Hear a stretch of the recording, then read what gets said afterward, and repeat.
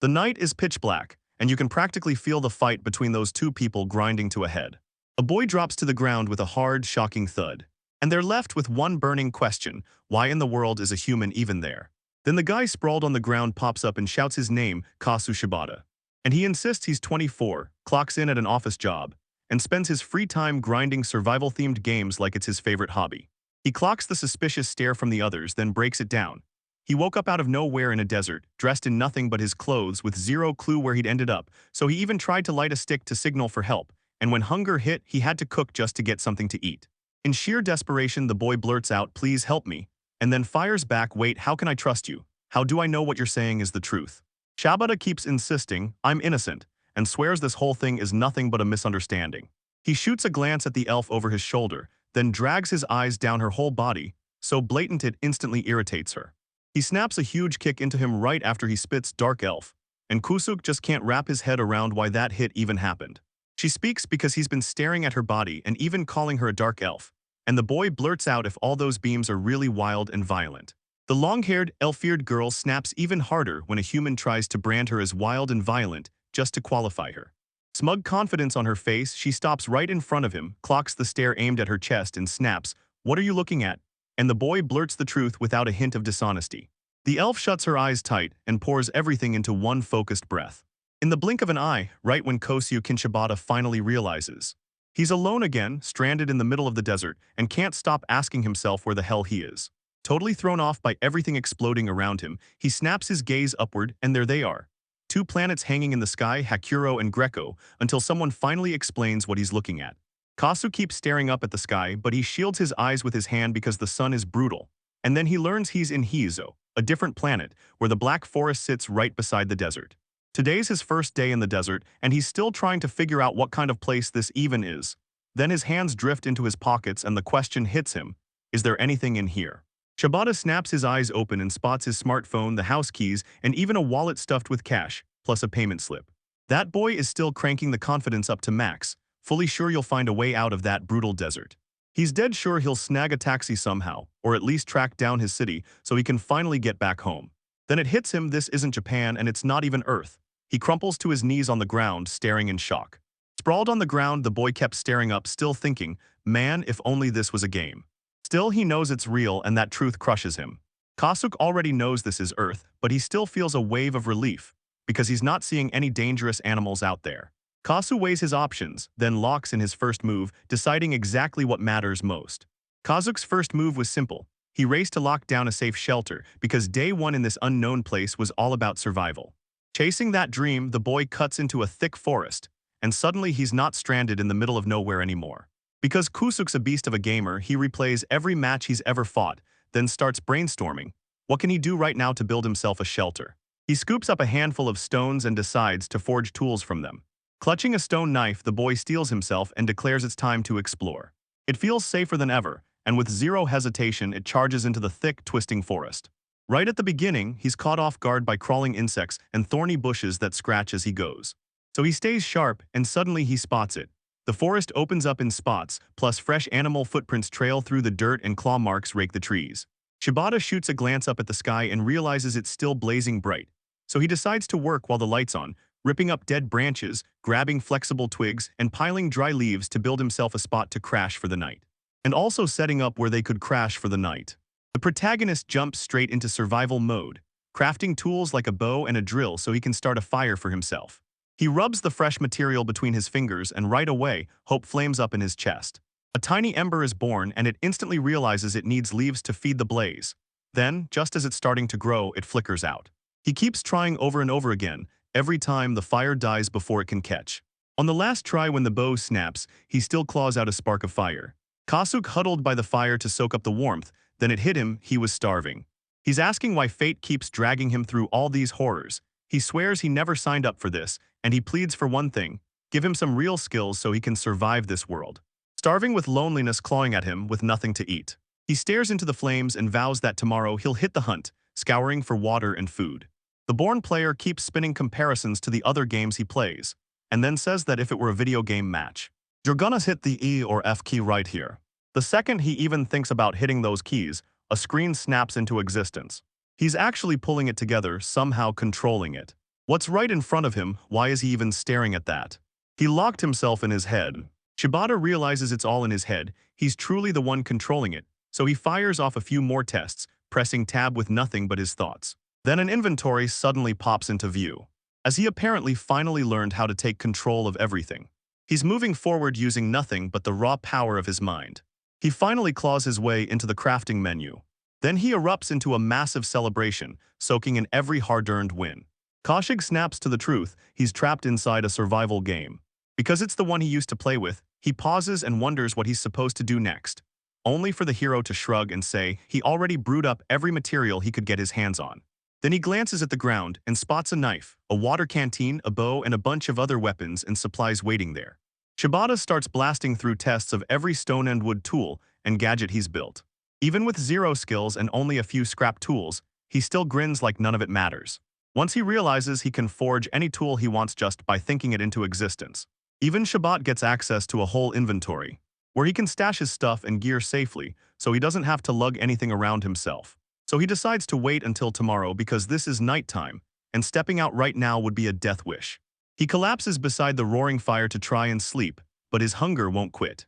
Dawn breaks on the second day. Kasuk is talking straight to the camera. He flashes a grin, introduces himself, and declares that it's day 2 of survival in another world and he's live right now. Seconds later it hits him, this makes zero sense. And because what he's living right now is already the real deal, he refuses to stream the broadcast live. Shabat is absolutely parched, and tells us, alright, time to hunt down some water. As he roams the place, the boy suddenly realizes he can unlock anything just by thinking and activating keys with his mind. Press the dove raise keys, and he instantly starts moving, tearing apart the rules of inertia like they were nothing. If he hits the chef key, he can blaze through everything at full speed, without ever running out of steam. Hit the spacebar and you'll launch way higher than before. Even after fighting through every obstacle, he still pushed ahead, jaw clenched, because he could finally see water waiting in the distance from that one jump. Just like when you're locked in a video game, he keeps racking up pure non-stop fun. He timed his jumps perfectly and slammed the space key to pull off a double jump. Then he charges through brutal obstacles, landing his moves with heroic precision, and somehow he doesn't get her shut down. Because this boy is having the time of his life, and all that video game know-how he learned finally turns into real survival magic.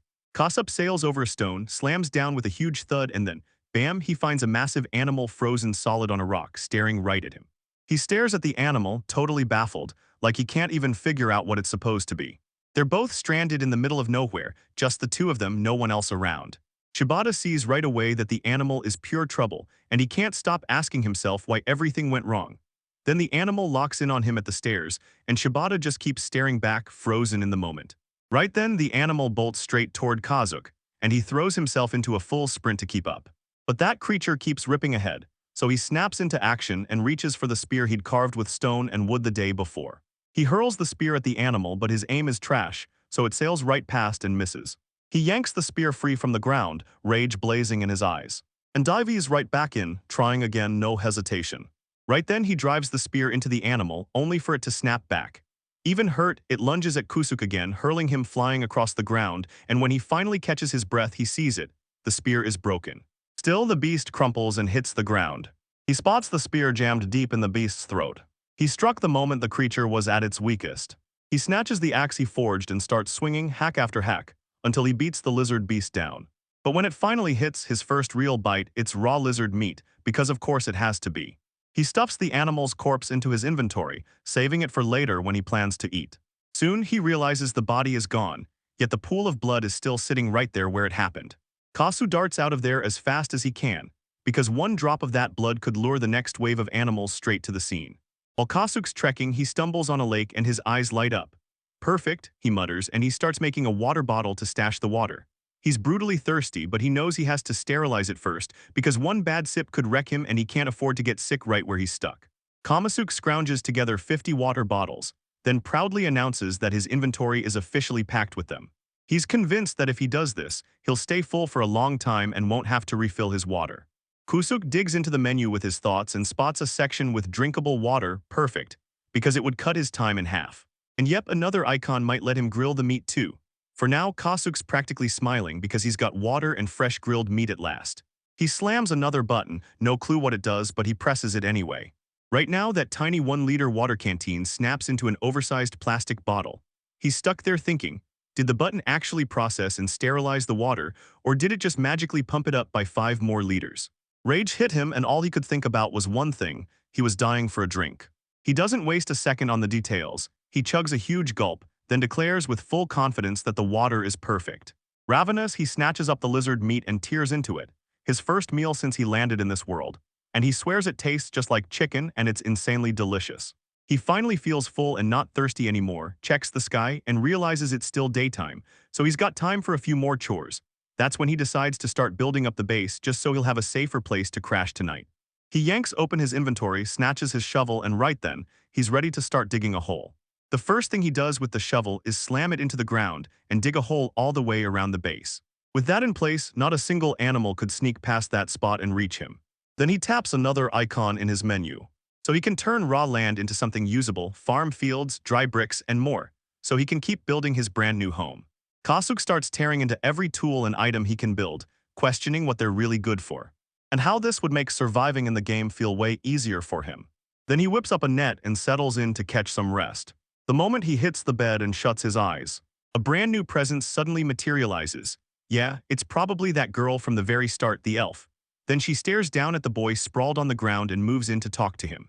Just like it happened at the very start, blink, and it's happening again. Kasu snaps awake on the ground and there's the elf standing over him. She stares him down and tells him straight he isn't a human from this world, and she believes in him. She lifts her fingers and summons a spirit of life. Then those green orbs spill out and swirl around Kasuk like living fireflies, and he snaps his head around, totally baffled by the glowing lights. He stares at his hand, and the wound is gone, fully healed like it never happened. Kasuk suddenly swells with this overwhelming calm, and he blurts out that it feels exactly like soaking in a hot spring, absolutely fantastic. The elf tells him the spirit of life is all about him, then he blurts, so does that mean I can finally use magic? Kazuk's plan hits a wall when the elf snaps back that she can't see any magic in him. She even senses the gift isn't there. And just like that, despair crushes him so hard he collapses onto the ground, because that was his only hope. Crushed that he can't use magic, he's still too stunned to stop it. An elf rockets off, calling him to follow, and he can't help but ask where in the world they're headed. She tells him, want to sit around and wait for another creature to come out and tear into you? Stay. But if he doesn't, she says, come with me. He flashes a grin and says he'll go gladly, then he starts trailing the elf right away. After taking a few steps, Kasuk suddenly snaps to it. He has no idea what this being is called. Then he snapped, grilling her with hard questions. She whips her head around, clearly shocked. The protagonist hammers the point home, insisting the elf hasn't introduced herself or even dropped her name yet.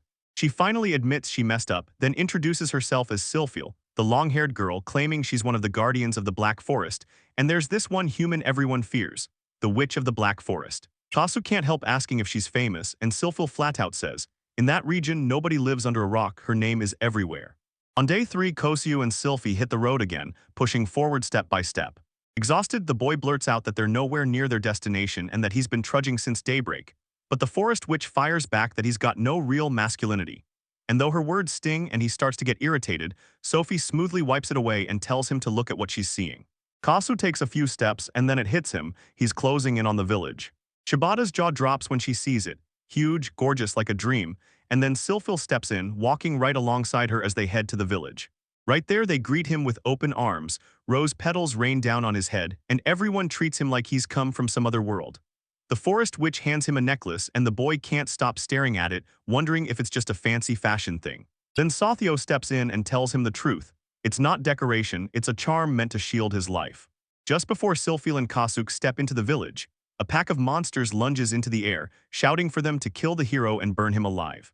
He panics, staring into the chaos like, what is happening? Because in his gut, this is supposed to be safe, especially the forest that commands the monsters to clear a path. She blurts that it's urgent, she has to talk to the guards right now, and snaps at Kazu to hold on while she goes. The boy's terrified out of his mind. He refuses to stand there and wait beside those monsters. Then the girl finally clicks. Leaving Shibata near those monsters is a real dangerous risk. Then she grabbed his attention and demanded he follow her. They weave through a cluster of wooden houses, standing clear of the wreckage all around. Sophil hurls the newcomer straight into the maze of houses. He tilts his head up, wondering what she's up to. Right then, 2 massive monsters crash into view and square up to Shibata face to face. Pure terror hits him instantly. Before he can even react, these creatures close in from every side and trap him in the middle. You can practically taste the monster's murder in the air. Its bloodlust is screaming.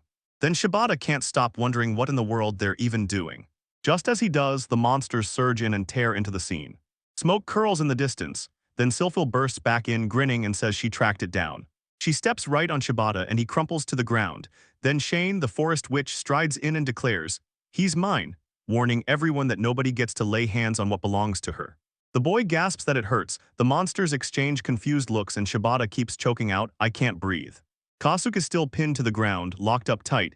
He cries that they're hurting him. Then the elf snaps back that only she gets to torture what's hers.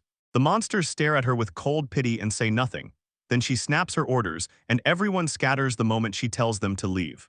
Kubsu suddenly snaps to it. The necklace the forest witch handed him was really a chain meant to keep him tied to her for good.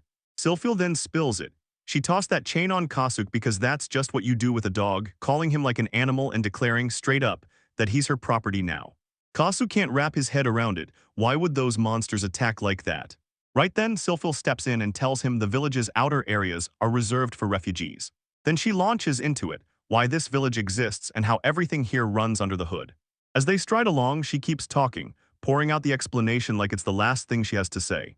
They finally stumble into the village and straight into sprawling magic fields. The forest witch leans in and tells them, "This is where we grow food, magic does the work." Then adds with a smug grin that farming here is probably way better than Japan's. Sylphil lays out the village's history and its divisions, insisting the elves dwell right in the heart of the crops, while the outer ring belongs to the agricultural district. Meanwhile, she spills every secret to the newcomer and gives him a proper tour of where they're at. Soon they stumble upon a massive house deep in the forest, and Sylphil lights up like, "That's my home." Then they burst into the place. As Shibata steps into the house, she sucks in a deep breath, questions blazing in her head about whether this is some kind of routine, and the boy just shrugs, saying he doesn't do it as a habit. He's only catching a sweet scent and thinks the forest witch might be burning incense, until she shuts that down with a firm no. Cozy snaps to the weirdness and fires back, asking why the witch hauled him to her house.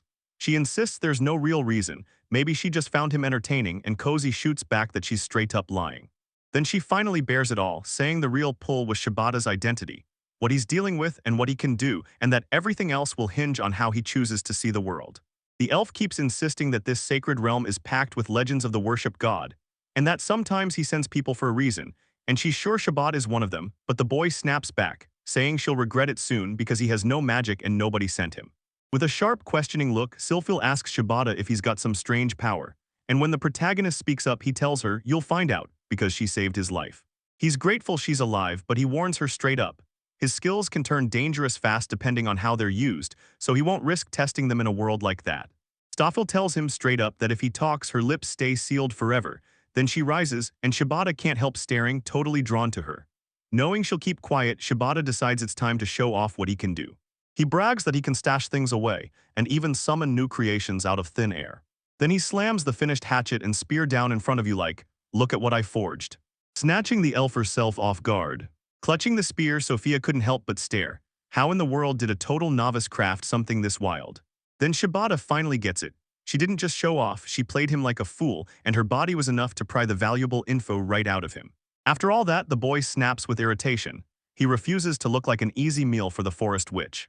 Shibata blurts that he's starving, then the elf shoots back, "I was about to ask you the same." The boy's stunned because he never once thought the witch would actually come to him first. Then she blurts that he's a slave, and slips in the real reason she even brought it up. She just wanted to know if he was going to cook her meal. Realizing he's trapped in slavery, Shibata straight up asks his mistress to show him how to use the kitchen tools and seasonings, because he's going to cook for her. And yeah, he's cool with it, but she's only allowed to teach him once. Time keeps ticking, and Shibata finally sets down the very first meal he's made for the elf. As the day winds down, the boy asks where he's supposed to sleep, and tosses in if he can rig a hammock right in the living room. The elf just shrugs like it's no big deal. Sophie tries to lure Kasuke in, then leans in and asks straight up what he thinks about sharing the same bed with her. The boy thinks she's messing around, but the look on her face says the truth is way darker. Sensing that the power bearing down on them was far more deadly than anyone realized. The boy blurts out that he has no clue about the philosophy of love or chastity in this world, and the witch snaps back that she only knows chastity, then demands to hear what love philosophy he's talking about. Shibata and Sylphil dive right back into their conversation, tearing into the philosophy of love like it's a mystery that's finally starting to crack. The protagonist wrestles with whether to follow what his desires demand, but the moment he hesitates, Silphil presses in, saying she truly wants them to sleep together. Then the boy stops hesitating, chases what he wants, and makes the first move. So he yanks the cyclophile right off her feet and carries her straight to the room, while the protagonist talks about the forest like it's a meal. She's totally thrown off by what the boy just said. Then the boy scoops Silphil up in his arms and hustles her to the room, grinning, it's snack time. Consumed by a burning need, Shibata drags Sophie onto the bed and demands if they have to follow any elf rituals. Sophie's eyes widen as the witch shrugs and admits she wouldn't know because she's still a virgin. With excitement surging through him, Shibata grins and tells her he's about to show her. Sophie tells him she's used to pain, but then she pleads with him to be gentle because she's still a virgin. The protagonist strips down, steadies himself, and vows he'll do his absolute best. He leaned on the elf and demanded she call him Kasuk, his real name. Then he started asking if he should address her as Silphil or mistress. She tells him, when we're alone, call me Silphil, when we're not, call me mistress. He swallows and promises, then it'll be mistress. Right then, their intimate bond ignites and the boy leans in, asking how the elf is feeling. Daybreak hits as Kazue hits her 4th day trapped in this strange new world. The elf is completely baffled, like his mind can't wrap around what he's seeing. When Shibata bursts into the living room, he spots the girl sprawled naked on the couch and shoots, "Are you okay?" Utter embarrassment washed over her like a wave, stealing every last shred of dignity. Then it hits her, she remembers every sweet moment of love they shared the night before. Right then, she snaps that she's not feeling well about what just happened and slams him with idiot. Meanwhile, Shibata walks into the kitchen, clutching food in both hands. She lunges in and screams that he shouldn't have messed with a maiden, and the young man, at first, can't stop laughing. Then later, he flips the script and claims her slaps are so brutal they actually hurt. After the outbursts and the beatdowns, the elf snaps that she's going hunting after breakfast. She wants to grab materials and get back before the sun dips. Shibata gives in. Then he sets out everything he's prepared, breakfast and lunch, and once they're done eating, the two of them head out to hunt. He gets dragged out in chains again, while the elf hauls the chain along with him. The boy squirmed with embarrassment as eyes kept snapping toward him, and Kasuk clocked it right away. There were some nasty stares aimed straight at them. He presses for a real answer, but then he realizes the truth. Nobody's talking because they're terrified someone might overhear. Then he spots a familiar face through the grumpy, loud elves and blurts, "I know them. And you're probably screaming the same thing, who are they, y'all?" Then the protagonist points at the dangerous guy like, "It's him, he's the threat." Silphil tells everyone not to worry about me and the boy. Then he snaps that anyone who dares to mess with her is going to live to regret it. As they head down the road, the protagonist spots a cluster of strange buildings and blurts, "What is all this?" Soon the ELF bursts in with the plan. She's building a safe haven for refugees, and that same place will also stand guard as their external shield. The witch keeps going, spilling the real reason behind that construction, and feeding Kusu Shibata every last detail. He clocks it instantly. She's absolutely furious with the Holy Kingdom. And now it's all on the line. She may need his skills to break free from this mess. Sophil clocks the boy staring off in deep thought, and she can't help wondering what's going on inside his head. Because whatever he's thinking about, it's clearly a whole ocean of thoughts. She locks eyes with her slave and snaps that now isn't for distractions, it's for the hunt. And then they both burst into the forest. Hunting in that spot, she lets Kazu Shibata slip his chain off, and the moment it's gone, the boy feels lighter than air. Then she snaps that they must stay dead silent because that calm draws the animals right to them. Once again, Kasuk unleashes his skills. Then he slams the key seed, drops into a crouch, and the forest witch gets caught completely off guard. The elf darts and dodges like it's some glitchy video game, then can't help but wonder what in the world is going on. Shibata blurts that it's tough to put into words, but it's one of his abilities. Then she's like, "I'm already getting nervous just watching the way he's moving." The protagonist asks if he can cut down some trees, and the forest witch says yes, then immediately leans in and demands how he's going to pull it off. She insists you've got to dry the wood for about 6 months before you touch it, and then he smirks, says he's got a plan, before snapping into the menu where he can cut down trees and turn them straight into usable wood. With nothing but a stone axe, the boy slices through the tree like it's nothing, surprising the elf with a twist they didn't see coming. He's furious about what just went down. She just can't wrap her head around how he chopped that tree so effortlessly, and minutes later, it's already dried out and ready to use.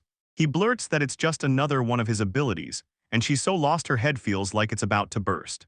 Shibata then you sprint into checking everything. If everything in his inventory was perfectly sorted and ready to go.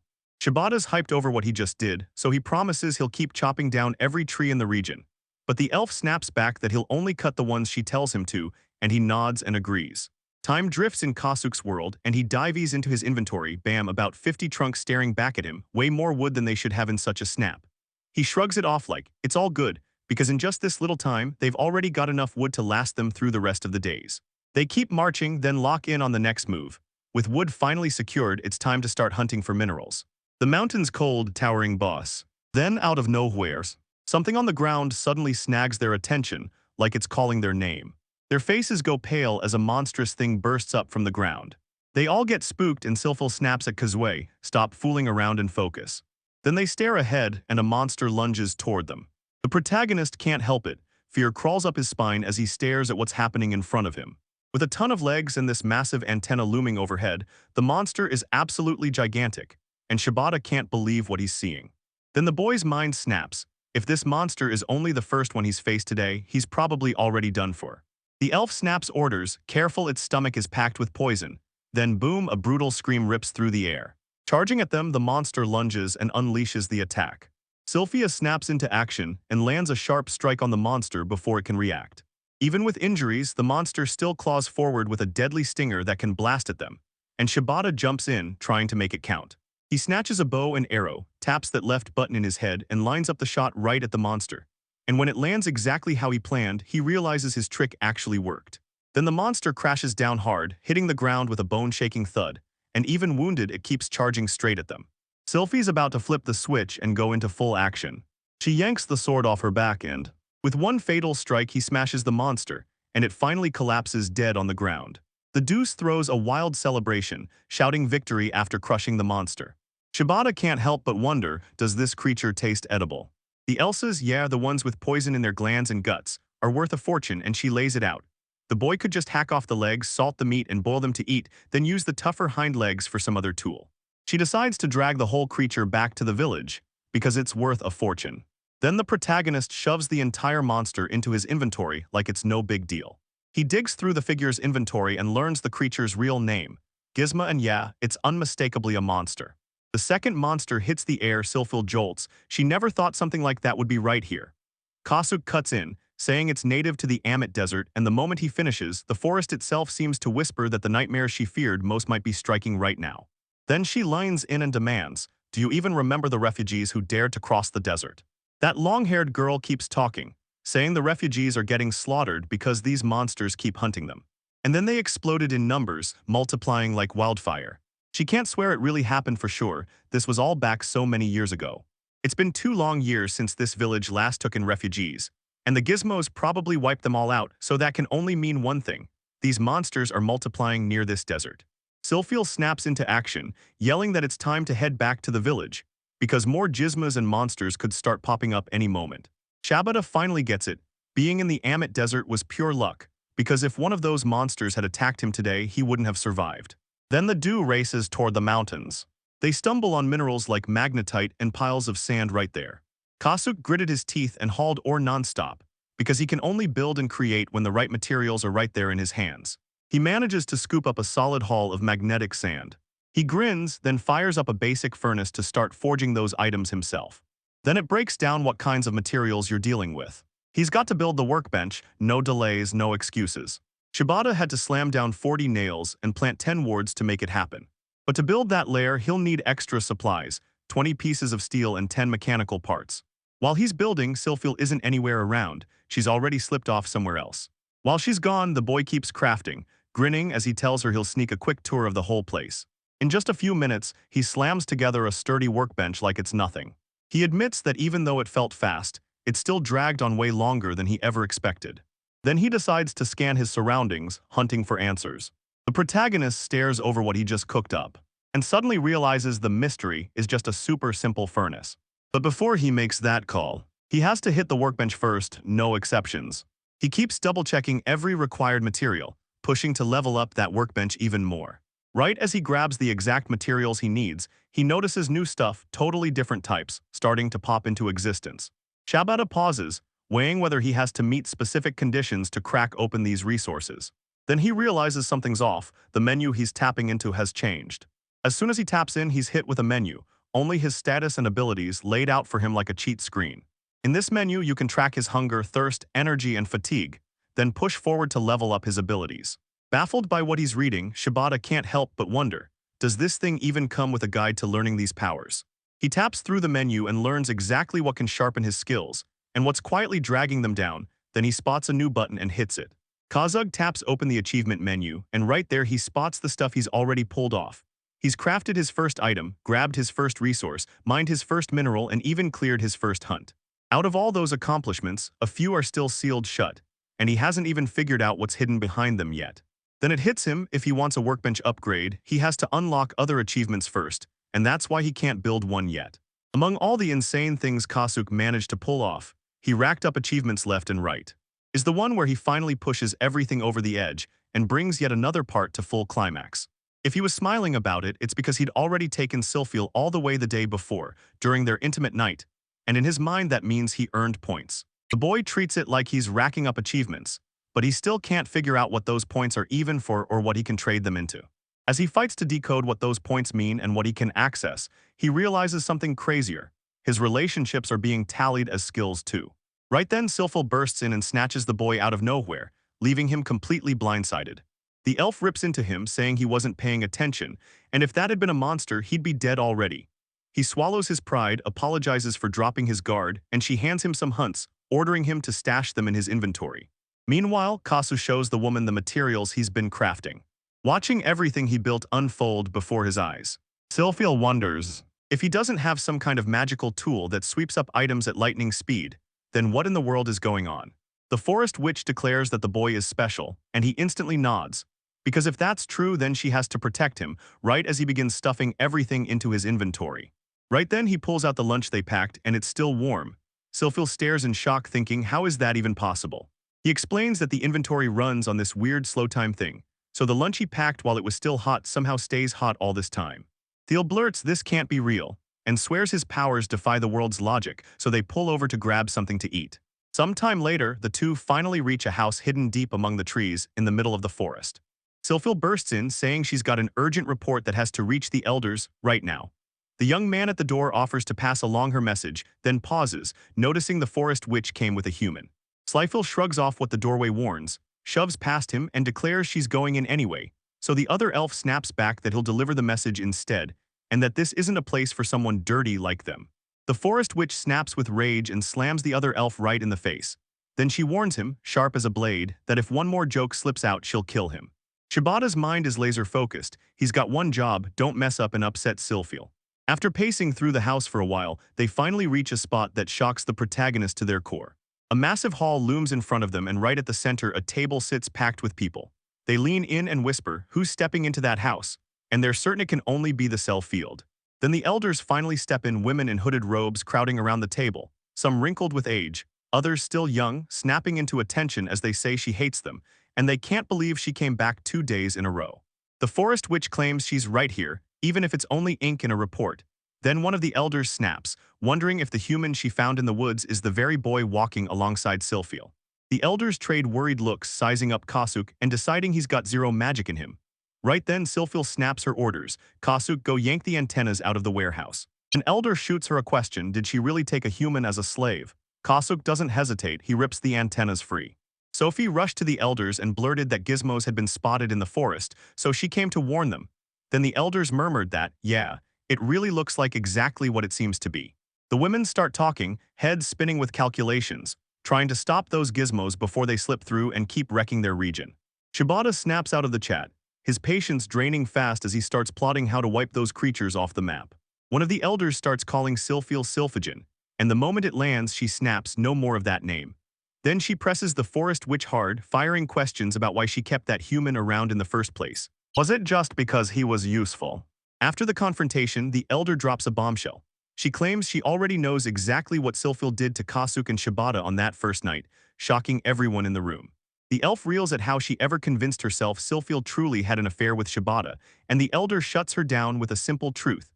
When a woman gives her heart to a man, something about him shifts. Then every elder starts probing the bond between Kasuk and Sylphiel. They start whispering wild guesses about Sylphiel's sex life, and they freak out over how her attitude might completely shift from here on out. While everyone murmurs in the background, one of the elders strides up to Sophie and presses her. Who exactly is the man she's tied to? She shoots back, I don't know, then admits she only stumbled onto him right where the desert fades into the forest. She tells him she soaked up everything he knew about his hometown, stuff she'd never even imagined could exist. The elders spot holes in this tale and start grilling the truth. Why would some man with zero magic crawl in from a weird world just to save the forest people? So they lock in a decision, drag Kasuke and Shibata back. Sylphil clings to the young man and snaps that it's never happening, because he belongs to her. As she clings to Kasuke, Shibata slams into her face-to-face and ends up staring right at her chest. Then he blurts out an admiring comment like he can't help himself. The elders leaned in and warned Sylphil that getting the village to accept Kasuke and Shibata, despite their human faces, would be a tangled mess she might not be ready for. They press her on whether she truly gets their worries, and she shoots back with total confidence, saying she understands perfectly and swears she'll keep Kasuke and Shibata by her side no matter what.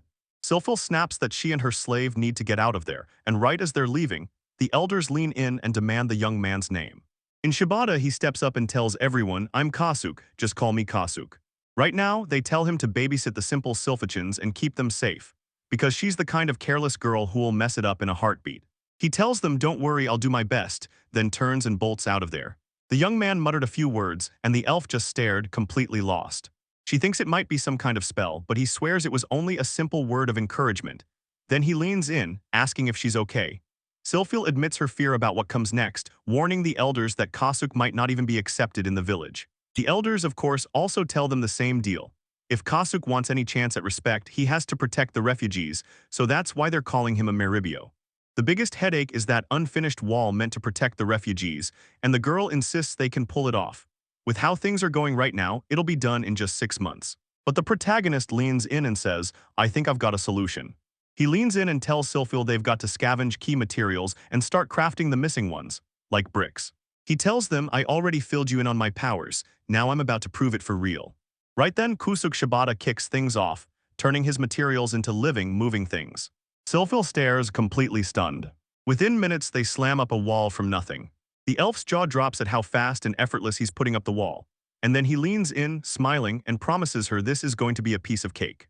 She starts poking and checking every piece meant for the walls, hunting for flaws, and then she finally realizes, yep, he's really building it with lumber and brick. Then the young man throws out his options for building. He insists the wall should be made of brick or cobblestone. The elf is still baffled by how fast and effortless this build is, while Kasuke keeps pounding up new walls without slowing down. He brags that his power can command both creation and destruction. While he's talking, Sophie shouts for him to go quiet, and he instantly obeys. In just minutes, he builds the wall, then Self-Heal perks up and asks, "So what's next? What else can I do?" Hainan tells everyone he's cooking up a brand new weapon idea, like he's one step away from changing the game. The boy decides to build a simple crossbow, shaped like a bow that's just weird enough to stand out. The elf insists a normal bow fits better because it can fire non-stop, and the boy grudgingly agrees. Sure, the plain crossbow can't shoot continuously, but it brings a stack of advantages. He thrusts the new tool toward the forest, urging her to try it, and once she does, she instantly sees what it can do. She snatches the crossbow and instantly spots the killer advantage. No bowstring means no fatigue. And then she fires it off like she's already figured the whole fight out, proving yet again why the crossbow is the smart move. He says it's way easier to teach someone to use this kind of material than to make them fight with a bow. But she quickly realizes the real problem. Yanking that string takes brutal strength. Then the elf finally gets what the boy was warning about, and she's convinced the refugees will be ready to use these for the battles ahead. Even if the refugees could somehow fire that crossbow to stay alive, it still wouldn't be enough to take down the gizmos. So Kasuke smirks and promises he'll build something far more dangerous. The boy insists this isn't some ordinary crossbow at all. It's been reinforced with animal bones, and that's why it hits harder than anything you've ever seen. Sophie leaned in and demanded he pull the gizmo's torso out of his inventory, because this test was about to happen. With the animal's body sprawled at her feet, she snatches the crossbow and lines up her shot. He tests whether the arrow can punch through that tough gizmo shell, and the moment it hits, it tears up the animal badly. Sylphil realizes that a crossbow is exactly what the refugees need to fight back if the gizmos come swinging. Shibata then says he can forge an even deadlier crossbow, if only he had the materials he needs. He grills Sylphil, asking if he can finally set up a workshop in the backyard, because if the answer's yes, he'll still have to keep assembling a few things first. The forest witch nods and says yes, he can use the yard however he wants, but he'd better keep it spotless and put everything back exactly where it belongs. Just minutes in, Kasuke already has the bones of his backyard workshop locked into place. The protagonist slams together the base and then lays down the surface. Then he rolls up his sleeves and starts hammering up the walls. And finally, up on the roof. Give it a few minutes and the workshop is ready, leaving Sylphil even more stunned because she still isn't buying how humanly skilled people can be. Right after the last beam goes up, the protagonist steps into the workshop, and the darkness hits like a wall. Then he builds a window, and in just minutes, light floods the whole room, and yeah, you're still reeling, because the entire thing was finished in under an hour. The forest witch keeps scratching her head over every bizarre thing she sees, but the boy doesn't care one bit. He just keeps decorating his place like it's totally normal. The elfin strides up and blurts that she needs to talk about how the wall gets built, and once dinner's over, she's coming for a long no-escape explanation tied to all of this. She slinks in close, whispers in his ear that he's hers to command, then drops the twist. Since he's also her husband, she demands his virginity and orders him to give it up for her. Shibata blurts out, "Why did you suddenly start getting all romantic?" And he had no clue what any of it was supposed to mean. Later that night, after hours had passed, after dinner, the couple leans in and starts mapping out the wall, what materials they'll need, and how they can jump in to help fight those gizmos. The boy shrugs that most stuff is easy to grab, but animal bones are the nightmare, so the forest witch snaps back, ditch the bones and use the gizmo shell instead. The boy admits he didn't even think of that, then says, if it matches up, it just might work, pulls up his inventory and runs a test right away. Lost in his thoughts, he can't help but think Sylphil is stunning, yet living with her sounds like a nightmare. And as she sits right beside him, he starts wondering what kind of trouble her life is throwing at her right now. In a sudden burst of courage, Kasuk tells her he wants to know more about the person he loves. Then she immediately fires back, asking if he's talking about her past and warning him that there's stuff he might end up wishing he never learned. He tells her he wants to hear even more opinions, learn even more about her. Then the forest witch leans her head onto her lover's shoulder. And she starts spilling the truth. She claims she's the heir to the royal mariner family. People still talk about Sylphil, and she doesn't hold back. She claims she was a princess, until the Sacred Kingdom ripped her father and her whole family away. That's why rage burns in her chest. And since she's lost her parents once, she's going to get them back. So she stayed in the Black Forest, standing guard to protect the refugees who hid there. So you'd start asking, is that why she thought she could use him? With Shabata's help, the elf finally sees the Mariner Kingdom back with his power. But to make it happen, she skipped reporting to the elders and even sacrificed her virginity, so the elders couldn't snatch them away. A forest that practically agrees with everything. The hero shrugs it off and says, if it weren't for the elf, I'd be dead already. So he decides right then, he'll stick by her until he pays back her kindness for saving his life. So yeah, he might not be the most trustworthy guy around, but the owl's guilt is crushing him, and he rushes in to stop him from saying that. They pull each other in tight and waste zero time. Kisses take over instantly. Just a few minutes later, they're back in bed again. A few hours later, the fifth day finally breaks through the horizon. The elf jolts awake in the bed, snaps to the boy, and orders him to forget everything that just happened. Right next to her, he's naked too, so he's stuck wondering what he's supposed to erase from his mind. Over and over, she insists, just forget what I said. Then he shrugs it off, claims he's already forgotten, and even swears he'll forget that Sylphie spent the night spoiling him. He chuckles and starts blurting out the exact lines the elf supposedly said that night, and her face turns betrayed. You weren't supposed to remember any of that. He stammers an apology and hurries off to make breakfast. Later, our heroes come into view, walking straight ahead when the elf snaps an order, take the ore off. The boy nods and answers, yes, I will. They start tallying every barrel of meat and every sack of flour they've got left, besides those pots of salt, and the elf snaps at Kazu to stash it all away. Kosyu still can't shake the feeling, so they press on, until the man blurts out where he's headed. Kosyu just smiles and says she's going straight to the refugee mediators to find out how the elders' talk went. As they march on, people spot Shabata and panic, screaming that he's human. Refugees burst into a run, screaming that humans should die, until right in their path, a horned boy suddenly appears. He calls Sylphil and blurts, Your Highness. Sophie snaps that she's done with Danon the horned boy calling her that, and Danon just shrugs, no big deal at all. He's totally fine keeping the name. She then summons Ms. Stubborn Baster and orders him to round up everyone who's been yapping about cracking down on the gizmos. With his face stone-cold shut, Danon obeys the mistress's every command without a flicker. Kushud quickly clocks that Danon is kind of scary, like a bad omen at. Give it a few comments so it feels like you. In the forest, the witch tells him the reason he's broken. Humans raped and murdered his wife, and then he lost 2 children in the Umit Desert. While far away, Danon barks orders for another refugee to carry the due to a lest. After that story blew up Dan and his family's lives, Kasu can't stop wondering if tagging along was a mistake. Then the elf snaps at him to shut his mouth and say only what she tells him. She clamps down on the chains even harder and vows she'll never leave him behind, while the refugees swarm in around them, eyes wide with fear, staring straight at Silphil and Kasuk. The witch of the forest steps up and says she hauled in food and firewood for every refugee. Maybe it won't stuff their bellies, but it'll keep everyone fed and warm. Then Kasu yanks something out of his inventory. Then boom, the food shows up right in front of the refugees, and pure shock hits the whole group as if reality just snapped. The elf orders everyone settled in and starts cooking immediately, making sure every last one of them gets a full, warm meal. When Danon finally comes back, he spots it. Every one of his people is getting fed and taken care of, and it doesn't make sense.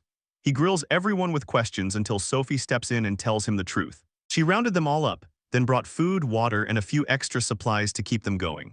While everyone digs into what Silphil brought, the elf and her humans slip into a tent, right behind Danon.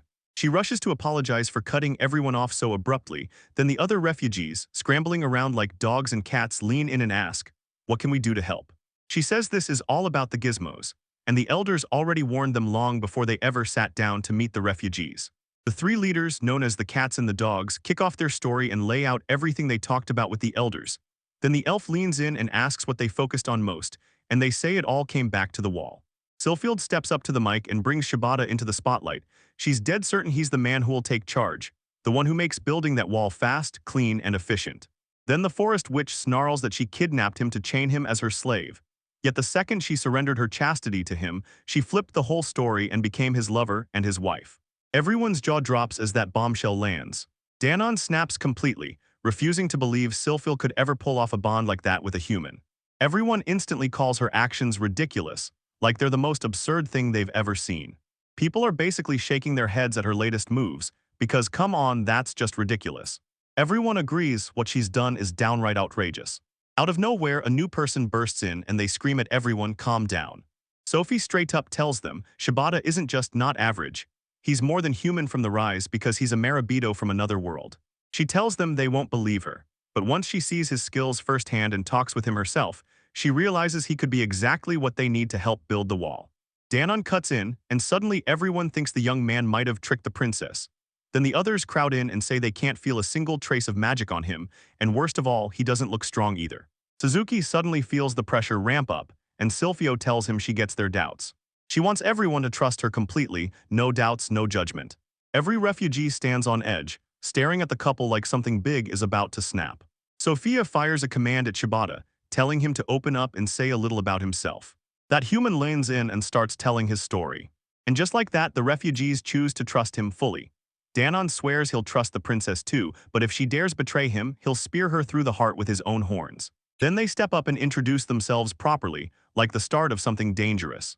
The horned young man steps forward and introduces himself as Danon, an imperial guard of Marinard, and claims he once served as vice commander of the knights. Then the story drops the bombshell. Danon is a minotaur. Then another horned girl steps forward and blurts out her name like, "Hey, I'm me." She introduces herself as Melty, and admits she used to be the internal affairs minister of Marinard. Shibata then looks at the gorilla like, "Wait, are you some kind of sheep?" He starts staring at her, sizing up her clothes, then snaps that they look way too much like Sylphie's. The girl caught herself trapped in Shibata's piercing glances, like his eyes were never letting go. Now it's Ira's turn to step up and introduce herself. She's got a massive hood shadowing her face and just one eye staring out, and she drops the bombshell that she used to be part of Marinard's court wizards.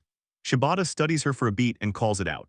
"True, Cyclops." Quibi is finally up to step into the spotlight. He insists he's not as important as the other three, but he's counting on his own skills all the same. And when he shows up, he looks exactly like a wolf. Three people who look like they're straight out of a cat and dog showdown sit there, and they claim they're the refugee mediators. After the introductions, Selphil barks a command to bring the topic back to the table, and the group dives straight into how the wall will be built. Melty then blurts out that she's heard everything about what Shibata can do. She's craving the chance to see you drill and practice, now. Right then, everything gets cut short. One of the refugees blurts out that the food situation is spiraling out of control. The refugees quickly tell them to go on ahead and eat, because they're fine waiting without a fuss. So everyone keeps eating, while inside the tent the whole thing carries on. The story keeps going. Shibata finally gets his stage to unleash every last power he's got. Soon, everyone spills out of the tent and heads for an open stretch of land. And they can't stop asking what Kazak's weird abilities have to do with where they are. Sylphie grabs everyone's attention and demands they watch. Here's a glimpse of the ruins at the site. Shibata shoots his question, demanding to know if he can break it, and she finally nods, saying yes. With just a tiny axe in hand, the boy smashes the wall open, and everyone's stunned speechless. Before anyone can blink, the wall crumbles into nothing. Everyone goes speechless. They don't catch the magic in action, but they all feel it. Kusuk just pulled off something insane. In a few minutes flat, the ground is scraped clean. Then the human blurts that he's about to start building something, and everyone erupts in gagging disbelief every second, eyes bulging, faces frozen in pure shock at what he's actually doing. Like magic, a brand new wall shoots up before everyone's eyes. Every last person stares with wide, bulging eyes, while Sophie quietly flashes a calm smile at everything the humans are doing. In just minutes, he throws up a wall and shoots a grin. Is that enough to prove I've got the skills? Then he waves everyone over. Go ahead, touch it, check it's safe. The refugees suddenly start lashing out, kicking, striking, and throwing themselves at the wall to smash it down. They're testing it to make sure the gizmo can't break it, and that it's truly safe to use. Everyone's flying high because with Shibata stepping in, what would have taken weeks to build gets whipped together in a blink. Refugees start whispering, how in the world did Shibata pull all this off so fast, when there's not a single drop of magic in sight? Era steps up to the human and closes the distance. She vows that until she figures out the rules this man runs on, she won't stop, because what he's doing makes no sense to her. Sophie turns to the boy and tells him to spill everything he knows, so Era can finally back off. Then the boy launches into a clear explanation, telling the Cyclops how he can pull off those tasks. She pushed hard to spell it out clearly, hoping it would finally click and convince her. Melty slams into the conversation and declares that everything he's already done should be proof enough. Because yeah, he's the real deal, someone truly special. Right then, Melty and Ira snatch Shibata by the arm and blurt that they're dragging him to a place for food tests, while the poor kid screams for help to his master, convinced he's being kidnapped. Sylphil stands her ground and claims everyone's getting along just fine, while the other refugees, Danon and Quib included, stick right by the master, whispering that the human boys suddenly become a big hit. After hours of going through it all, Kasuk finally staggers in exhausted, collapsing onto a table like he's completely drained. Sophia, Dan, and Quib hurry back to where Shibata and Era are staring around like, where's Melty? Then the truth hits. She kept a human captive for over an hour, forcing him into a windmill just to crank out a mountain of food. That tweak shot production up by 50%, and the best part, they realized thanks to Melty, humans can finally handle the work themselves, cutting creation time down hard. As soon as Shime shows up, the moment they start eating, everyone takes a bite of the gizmo meat, and their faces light up because it's insanely delicious. Then he blurts out, where I come from, insects are not on the menu and monsters, they don't exist. The Cyclops is left reeling, stunned by one terrifying thought. How on earth can a world like this run without monsters? Shabbat keeps going, insisting that in his world there's no such thing as monsters, and magic is nowhere to be found. Then the table talk keeps rolling. Everyone digs into their food and debates the differences between the worlds, while that forest keeps showing up like it's secretly jealous. She can't shake the worry, are Ira and Kasuk spending too much time glued at the hip. Then the protagonist shuts that down with a calm, straight answer. They're totally fine. Then suspicion claws at him, could the elf be jealous? Stoffel's getting none of it. Suddenly Shibata snaps and lunges onto her, declaring she'll always be his. But the elf fights back hard and sends him flying away. The human bolts off, and right away Sylphil snaps that you can't keep pulling pranks in the middle of the day. Then a refugee steps up and demands what comes next, and Sylphil answers that she'll use the hero's power to finish the wall as fast as humanly possible. And she even flung Danon at Clay to smooth everything out. Then the witch snaps, asking Kasuk if he really needs fuel too, and he just blurts out, yeah. The refugee snaps back that the village isn't surrounded by forests anymore. Most of those trees are already gone, cut down. Sylphil leans in, tells them to relax and says it's time, because now Kasuk is about to step up and take action. Moments later, Kasuk is suddenly right in the heart of the forest. He snatches wood fast, sets it up in minutes, and gets it ready to use almost instantly. And every single refugee just stares, stunned, because what he did happened so fast it doesn't even feel real. So the job that would have taken weeks is now crushed into just a few days, and Sophia beams with pride at the boy she's working with. The refugees are left reeling, stunned by Kazuki's insane skills. Ira warns Melty that if she ever found out he chops trees and turns the wood into ready-to-use supplies in seconds, she'd probably beg him to fell the entire forest. Then he'd get wiped out from all that work. Era begs him not to spill a word to Melty and to keep the whole story between them, and Era promises, I'll do my best. Then Highness orders Ira and Quib to handle the clay procurement, and tells everyone else to stay in the forest cutting wood. Quad rides off, but Eris declares she's not leaving. She'll stay behind to help them cut the wood. The trio keeps chopping through trees like it's a race, until the sky finally turns dark. Eric then combs through every single piece of Kazuk's work, desperate to sniff out something, anything, that's hidden in the details. At the end of the day, Sophia can't shake the doubt. Did that Cyclops really uncover the human's magic power? She scoffs, calling the whole thing absurd and seeing zero logic, yet no matter where she looks, she still finds no magic in him. The refugee snaps that it's so ridiculous she'll have to tear him apart just to figure out what human magic is actually doing to him. Kasu Shibata spins toward his master, terrified out of his mind. He blurts that the girl is pure menace and that hitting Troplus might be his lifeline. Meanwhile, Stillfield stays ice calm, claiming Era is only messing around and that she's really just trying to ease the tension. The Cyclops nods along, swearing it was all just a joke. But then she draws a line in the sand. As long as Kasuk's alive, she won't touch a thing, yet once he drops dead, she makes no promises because she might rip him open to dig out his secret.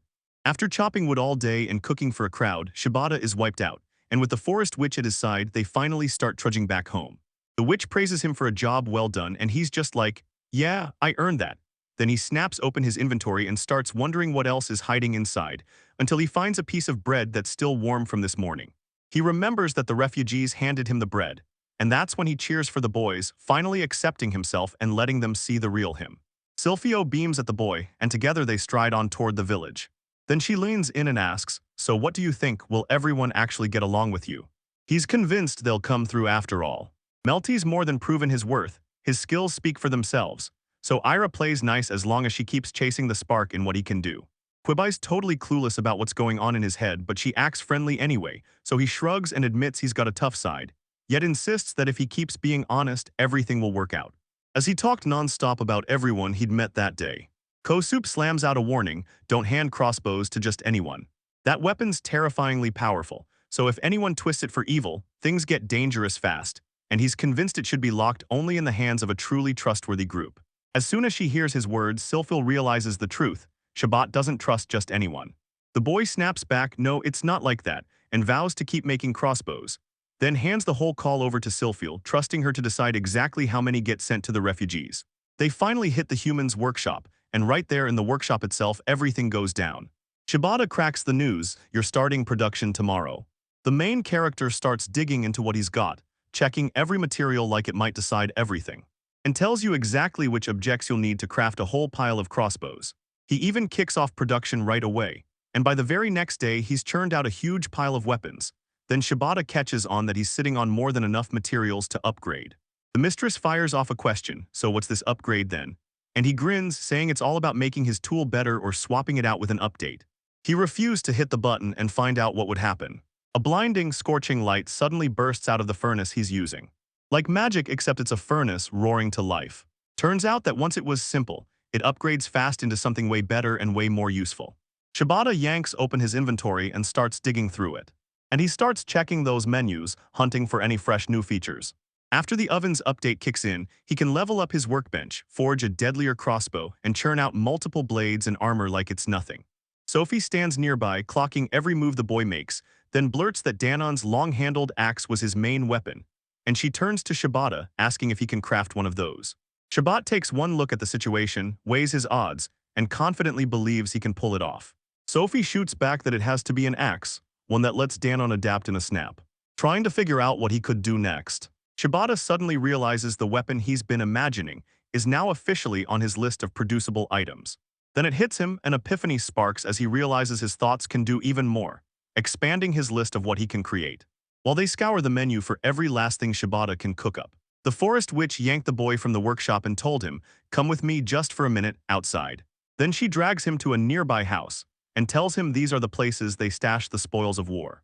Shibata wrinkles her nose at the foul stench, then insists it's no mystery at all. The smell is coming from the war spoils. They peek inside and blood-stained armor greets them. He recoils, saying he won't touch them yet because they're still filthy, and the others just laugh. Then Sophil steps in and declares he'll restore them back to brand new. Kasuk dashes through and loads every last object into his inventory. At this exact moment, tons of new objects get thrown into the scene. Right then, he suddenly realizes his inventory is loaded with cursed stuff, like someone just shoved a whole nightmare into his bag. He's seething at Silphil. She shrugs and says it's totally normal, because these armors, spears, and all that gear belong to someone. So of course a few cursed pieces would slip in. She grabs his worry by the collar and promises him, "It's easy to clean and purge a curse, just set the objects on the ground and burn them." The boy swears he'll stash it in his inventory, but he's still going to fix it. And as he keeps staring at all the other added items, the curse warning starts screaming with non-stop beeps. He snaps into rage and spits, "Go to hell." Then he swears he already knows he's cursed, and right then Silphil's fear finally hits full force. Then the boy insists, "If I just keep my hands off those cursed things, I'll be fine." Right on cue, a notice flashes, boom, the weapon is ready. Shibata strides up to the furnace, snatches the axe in his hands, and immediately feels how brutally heavy it is. The human leans in and tells Silphil about the verdict. This thing is built to slice with the blade and the full crushing force of its own weight. The girl gapes in pure shock and blurts, "Wait, when did you find evidence that this weapon could slice a person clean in half?" During the weapon test, the master points it out and says it's a little too heavy for comfort. So Kasuk tells her a seminar might be just the right fit, and then the boy breaks it down, explaining what a cemetery is. He compares it to a curved sword fused with a bayonet, and the forest witch lights up, begging to try it and asking if the boy can make one for her, while he's left doubting whether he can pull it off. Suddenly, she bares her breasts again, like it's the last thing the world needs to see. The human spots the girl gripping two leather strap handles, and he blurts out, "Hey, can I have those?" Because he wants to use them, level up his workbench, and crank his craft to a whole new level. Silphio smirks and drops that she's got a leather handle she's been using, then whips around to flash her leather underwear and tells the protagonist to take a breather. He gets exactly what she wants. Then she presses a sweet kiss to his cheek, and he realizes that every time the sun dips, Silphil somehow always finds a way to spoil him. Outside the shop, you see nothing but silence, until the only sound anyone catches is the protagonist's screams, and he pleads with the master to calm down. The human asks the elf to trade spots, and she can't help but wonder if he's worn out.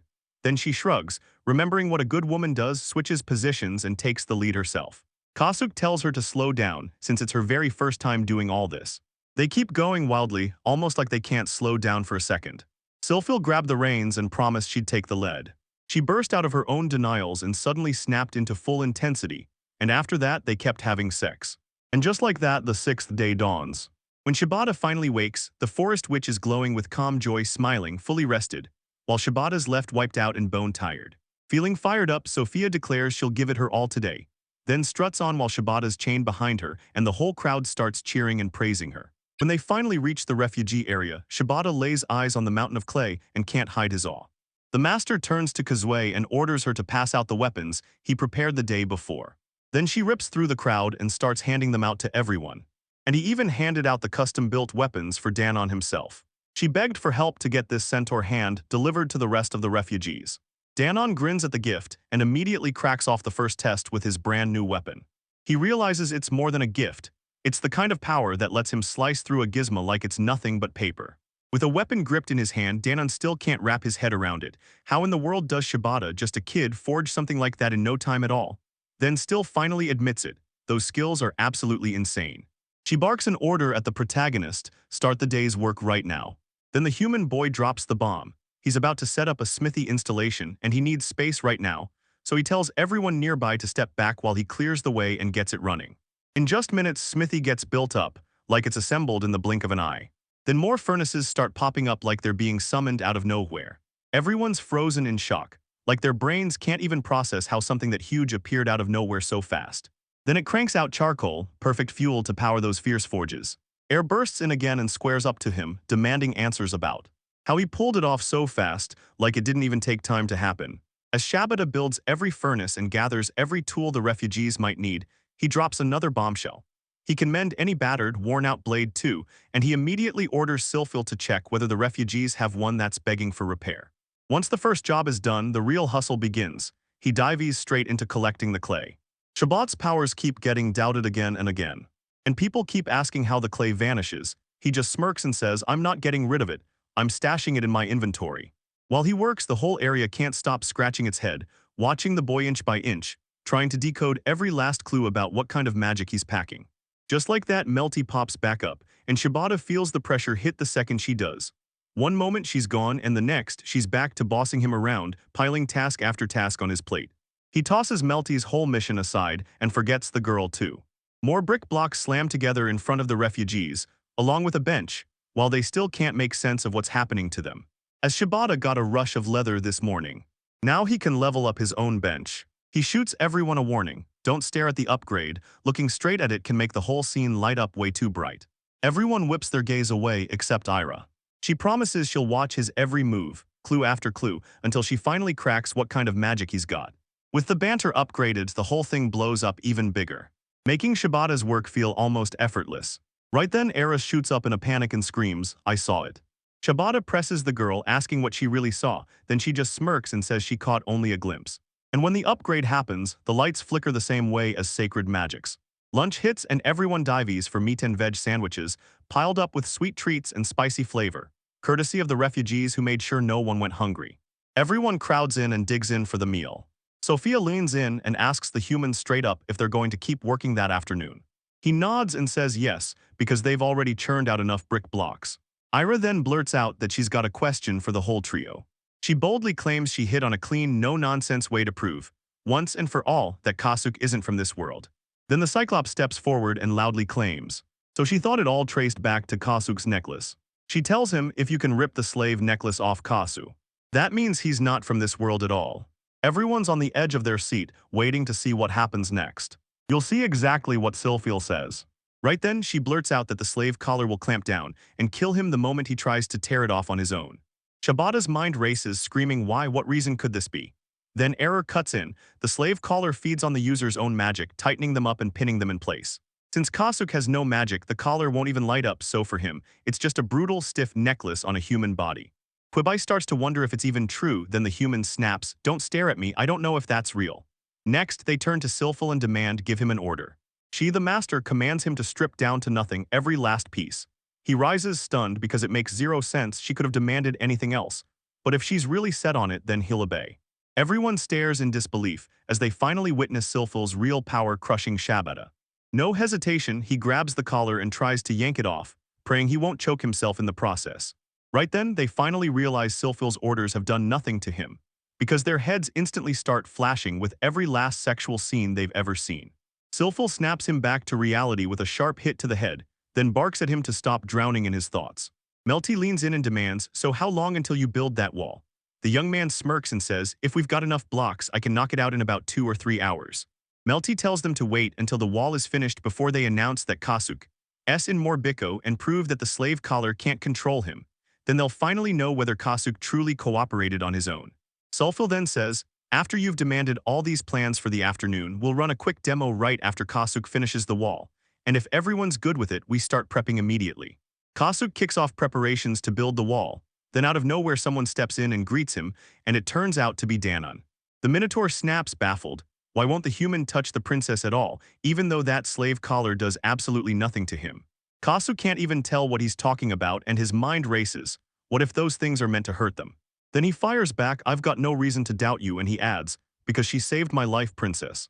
The boy blurts out that it was she who stood between him and danger, protecting him. So he wouldn't snap at the hand that fed him until right now. Dan is left totally speechless. Then Shibata later leans in and says he needs to double-check the wall's range, so he's hunting for someone who actually knows the way to help. Danon is the one who promises he'll stick with Kasuk. He swears he'll go with the young man to confirm the wall's range. Then the boy turns to Sophie and asks if she's really okay with it, and Sophie just shrugs, saying she doesn't mind at all. Then the human says he can't wait to team up with Danon.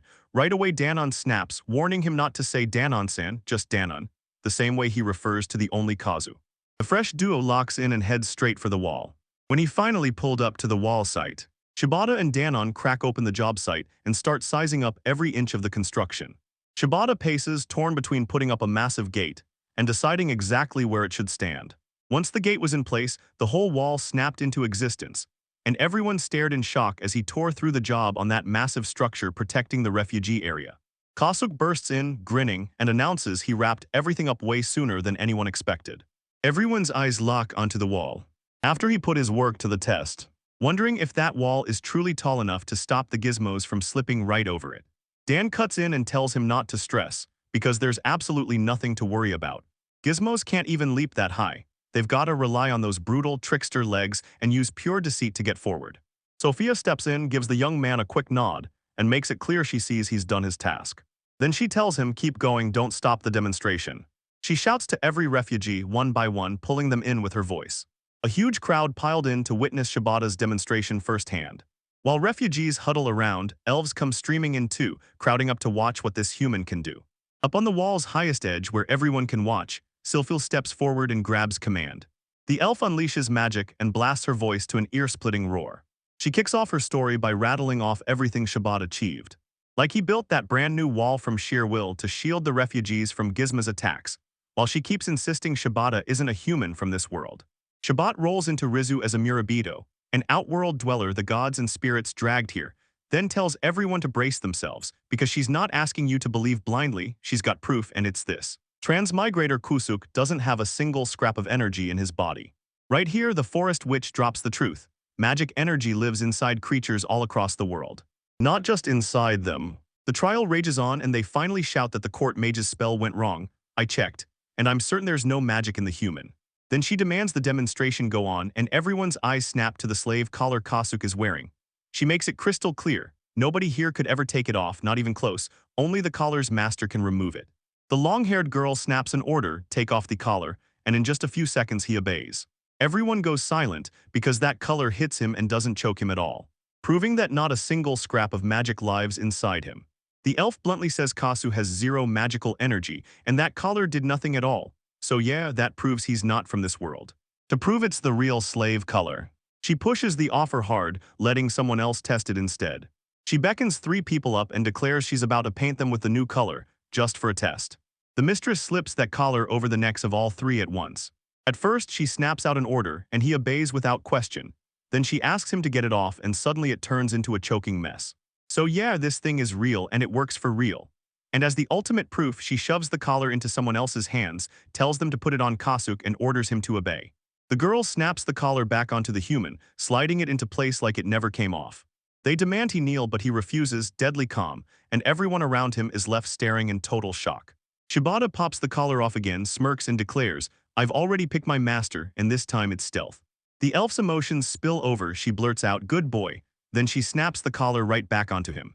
She insists the young man is nothing but a visitor from another world, and that he has zero ties to the hated humans of the Holy Kingdom. The forest seemed to breathe on as her voice rang out, starting right now.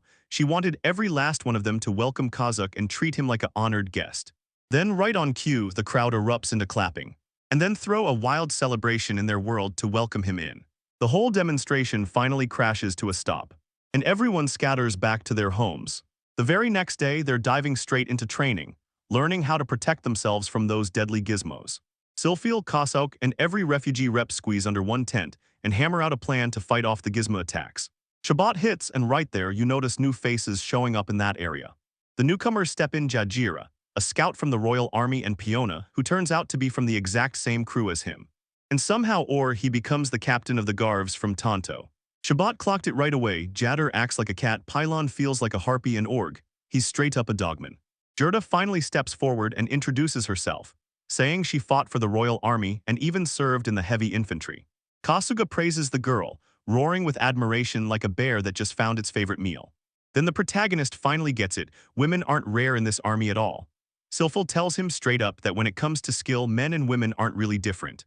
Then the master barks an order, Shibata, fetch those objects, and when he's back the master unveils the beasts.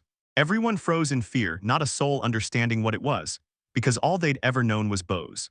Kasu then shows you step by step how to unleash the beast, and breaks down exactly how it could help in real life. To blast back every gizmo attack. The boy admits that firing it takes a little longer than a bow, but once you get the hang of it, it's way easier, and with a bit of practice, anyone can master it. Then every single eye snaps to Shabata's incredible new invention. Because the only way to truly learn is to dive in, the entire crowd surges straight toward the boy, hunting for the first chance to test the new device, and the era of the first brave soul to go and test the beast. Kwabai then breaks down the device's maintenance costs, tallying every last expense. Shibata claims he built it with pure skill, but admits the upkeep is a whole lot more of a headache than you'd expect. Everyone's stuck fixating on the maintenance, because they can't bank on Kazu alone to keep the beasts running and cared for. Even though it's the easier weapon to use, not everyone can adapt like Jurda. She straight up admits that, for someone her size, getting that device under control is way tougher. Dan leans in and asks, so how many beasts can you really create? Kasuk grins and says, with the stash I've got, I'm guessing it's around 300 beasts. Dandan says there are roughly 300 refugees, so 300 beasts will do the job, and they've still got extra beasts ready for backup if anything breaks. Siddlefield snaps at the boy to kick off building the beasts and to forge 5,000 arrows to fire at them. while Shibata protests they don't have enough metal, so Siddlefield smirks and says they'll mine it all tomorrow. The humans shoved a bunch of ready-made arrows onto the table, so they could grab them and start firing. Jadra snatches a fistful of arrows and declares she'll test Kasuma first. Then the army explorer vaults the wall by himself and charges straight for the forest. Everyone's a little on edge, but Danon insists with total confidence that she'll be just fine. The Minotaur leaves Melty with the rest of the arrows all to herself. Sophie snaps, "Note what's missing and send it straight to me." So grabbing Kosupin is exactly the move you need to make. The master declares, "Me and Kasuk are going to link up with the elders we built that wall for, just like we promised. Now it's their turn, time to jump in and make their move." Before the elders' eyes, Sophie tells everyone that the Marabito finally hauled the wall to life and turned it over. Now the elders say the only thing that matters is holding it against the gizmos. Just as they start talking, the human's name slips their minds, some shout Gant, but she gets scolded and then another voice cuts in, "No, it's Kazuk." To hold up their end of the deal, the elders step in and promise it's time. Right now they're sending in seasoned spirit archers to intercept those gizmos. Shibata can't shake the doubt, will the spirit archers be strong enough to save them? The master explains it like this. Spirit archers are warrior elves who pour spiritual magic into their arrows before the shot, and yeah, that means they can absolutely wipe out a chunk of those gizmos. She keeps going, explaining that one spirit archer is worth 10 human archers, and Shibata's jaw drops like, no way. Then the chief elder snaps that she'll dispatch these archers to Danon tomorrow, because he'll be the one running the changes. As they step out, the elders nod and admit it. This couple is in love and they need real privacy, so they even apologize for slowing them down. Sylphil just grins, says she has preparations to make, and vanishes out the door. As the master and the humans step out, the elders keep firing comments after them. One can't wait to see what their kids will look like, and another mutters that it must be exhausting for Kasuk to sleep with the master every single day, then adds that next time they visit, it'll give him something to help him. The master seethes over everything she's hearing. She screams full throttle that she's leaving in a hurry, right out of the elder's cave. Meanwhile, those elderly women are still beaming, swapping stories about the teacher's life like it's the hottest gossip in town. Sophia snaps that those old ladies have zero tact, and rage hits her like a wave. Then, as she storms out of the elder's place, she spots someone standing right in front of the cave. She insists she's the tainted one, so when they point the label at Nate, irritation practically explodes out of him. Sylphil lunges with everything she's got and slams her strike into the mate, sending him crashing back. She warns, "Say one more word from his mouth and I'll kill him," and Shabata is left reeling from how insane that just got. In the middle of the forest, the witch grins and swears that decking that guy felt absolutely perfect. So why does Nate keep struggling this badly with Sophia? The human can't stop wondering. She reassures him, and yeah, he's still holding a grudge, but he'll hear her out anyway, even if the reason is exactly thrilling. Then the master finally starts spilling what's going on with Nate. She says it all began 3 years back, when rebellion erupted in Melonern, the Holy Kingdom's vassal state. She keeps going, saying the second she first heard about that rebellion, she knew she had to act, so she snatched a few spiritual stones from the warehouse and slipped off to Melonard. Then the tale hits harder. Sylphil got spotted and the Elvish village sent a crew to retrieve her, mate included. So she bolted into the desert, and right when the sand swallowed her tracks, she stumbled on Danon, and the 317 refugees fleeing with nearly 5,000 Holy Kingdom troops hot on their heels. Then she jumped straight into the fight. Sylphil said the soldiers crushed the refugees with sheer numbers, like they were hunting for sport, destroying them so completely it felt like a cat toying with a cornered dog. Sylphil's rage and hatred erupted to the surface, and she slammed straight into the Holy Kingdom's soldiers. As the story drags you in, Sylphil blurts out that her body turned even darker, something changed inside her, and Shabata is left stunned, not knowing why she's transforming after she attacked the Holy Kingdom's soldiers. Right here, the master breaks it down. When elves get twisted by rage and hatred, they call on the dark spirits, because elves are half human, half spirit. Then Sophie snaps that elves wrapped in darkness too, and they all belittle and brand her as tainted just like her. Nate hears it and throws back that she was tainted all the same. The Witch of the Forest snapped that the spiritual stones she'd packed still wouldn't be enough for even one elf to crush 5 soldiers. Yet somehow she nearly wiped out half of them anyway. And just as the soldiers finally hit their stride, Nate's parents and the others stormed in and slammed into the fight to back her up. The girl admits that countless elves fell, but somehow they still smashed the army.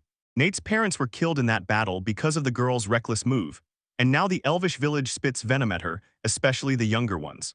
The tale ends with Sylphil getting branded as a killer just because of her skin, and Danon plus the refugees start feeling like they owe her everything. Shibata leans in, ears sharp, and listens like every word might change everything. He shrugs off the past like it's nothing, says everything's perfectly fine as long as Syl feels beautiful, and then double downs, insisting he doesn't care at all. The girl's eyes well up, and she lunges into a tight hug, wrapping him up like she can't let go. She leaned her head into his shoulder and let out a soft, trusting breath. Then right when you think it can't get any more intense, boom, they're kissing. Then Shibata hits day 7 of survival, right on the edge. He bolts awake in the morning and heads straight for the workshop. He goes back to check how everything is holding up after what he left running the night before. He realizes it in a flash. Everything's finally ready and the big showdown is happening today, which means the beasts are about to be unleashed. That first beast is upgraded now, only this time its core parts aren't made of metal at all, and it immediately tries to see just how tough it really is to pull. He realizes it's still brutal, but he digs in, grabs the controls, and he keeps at it, and the moment his skill ticks up just a notch, he finally nails the shot. And just like that, Shabat keeps the story rolling, breaking down the potion support like it's the key to everything. So yeah, he's gotta get those potions first, or he can't craft the other stuff he needs. It studies his trophies, clocks exactly what materials he used to forge those items, and then boom, adds fresh recipes to the mix. Right then, Sylphil bursts into the room and snaps at him not to say a single word about what happened last night. He nods, says it's fine, and shuts up for good, and soon they slide into their seats and start eating. The girl presses him, did he really wrap up Crabble's mass production? He smiles and answers, yeah, it's done. Then it tore off and hit the refugee site. So now they're rolling with Era by their side. They race up the mountains, hunting for fresh minerals so they can forge even deadlier arrows. COSUB moves in fast, staying practical, and manages to pull it off. Strip the minerals out almost effortlessly. With one explosive jump, the boy scrambles up and lands on top of a giant rock right there. The girls stay downstairs, waiting right there. Then he strikes out on his own and keeps mining, digging deeper with every step. Both girls stare in confusion, completely unsure what's even happening. Even the elf admits she'll snap if Shabata keeps cooking up one wild new thing after another, while Eris just stares, because her mind flat out can't make sense of it. And Shabat says it's a total piece of cake. Ira declares she's about to start collecting samples right now. Shabata demands what these samples are, and the master snaps back. They're medicinal herbs and dangerous poisons, because Ira's alchemy inside her medicine is the one thing keeping the refugees alive. Kasuk turns around and dives right back into the mines. When he checks the inventory, it's packed, tons of minerals have been hauled in. He brags that he's hauled in roughly 1,500 iron ores, 500 copper, 200 silver, and a massive 13 mithril ores. The second mithril hits the air, Era, still knee-deep in herb sorting, whips her gaze straight to Shabata. Then the boy whips out a chunk of mithril ore in his palm, like he's about to change everything. She places her hands on it, and the moment she does, she's not letting go, not ever. Sylphil watches from the shadows and tells him, give that ore to Era.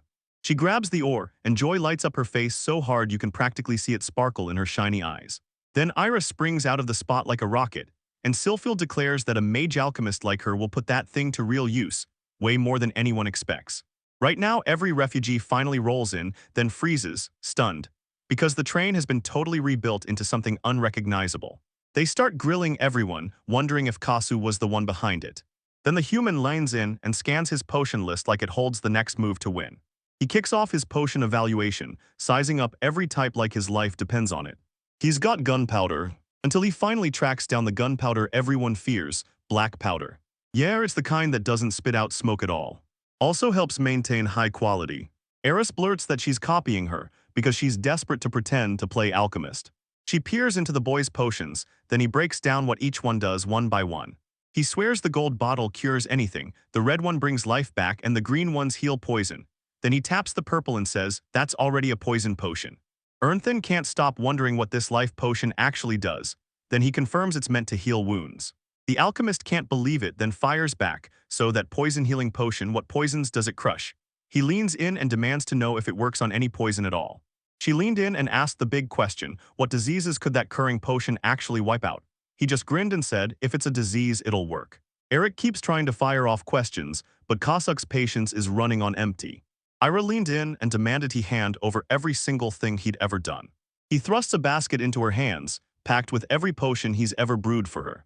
Errol grins as he strides out, clutching the basket like it's pure treasure. While Kasuk sat there deep in thought like he was plotting his next move.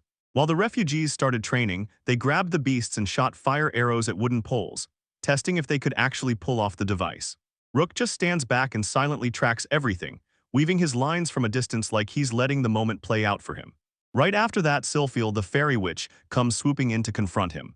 She can't stop asking herself what on earth he's doing here. Right now, he's telling her he's weaving some lines, so she snaps back, "Why are you doing that?"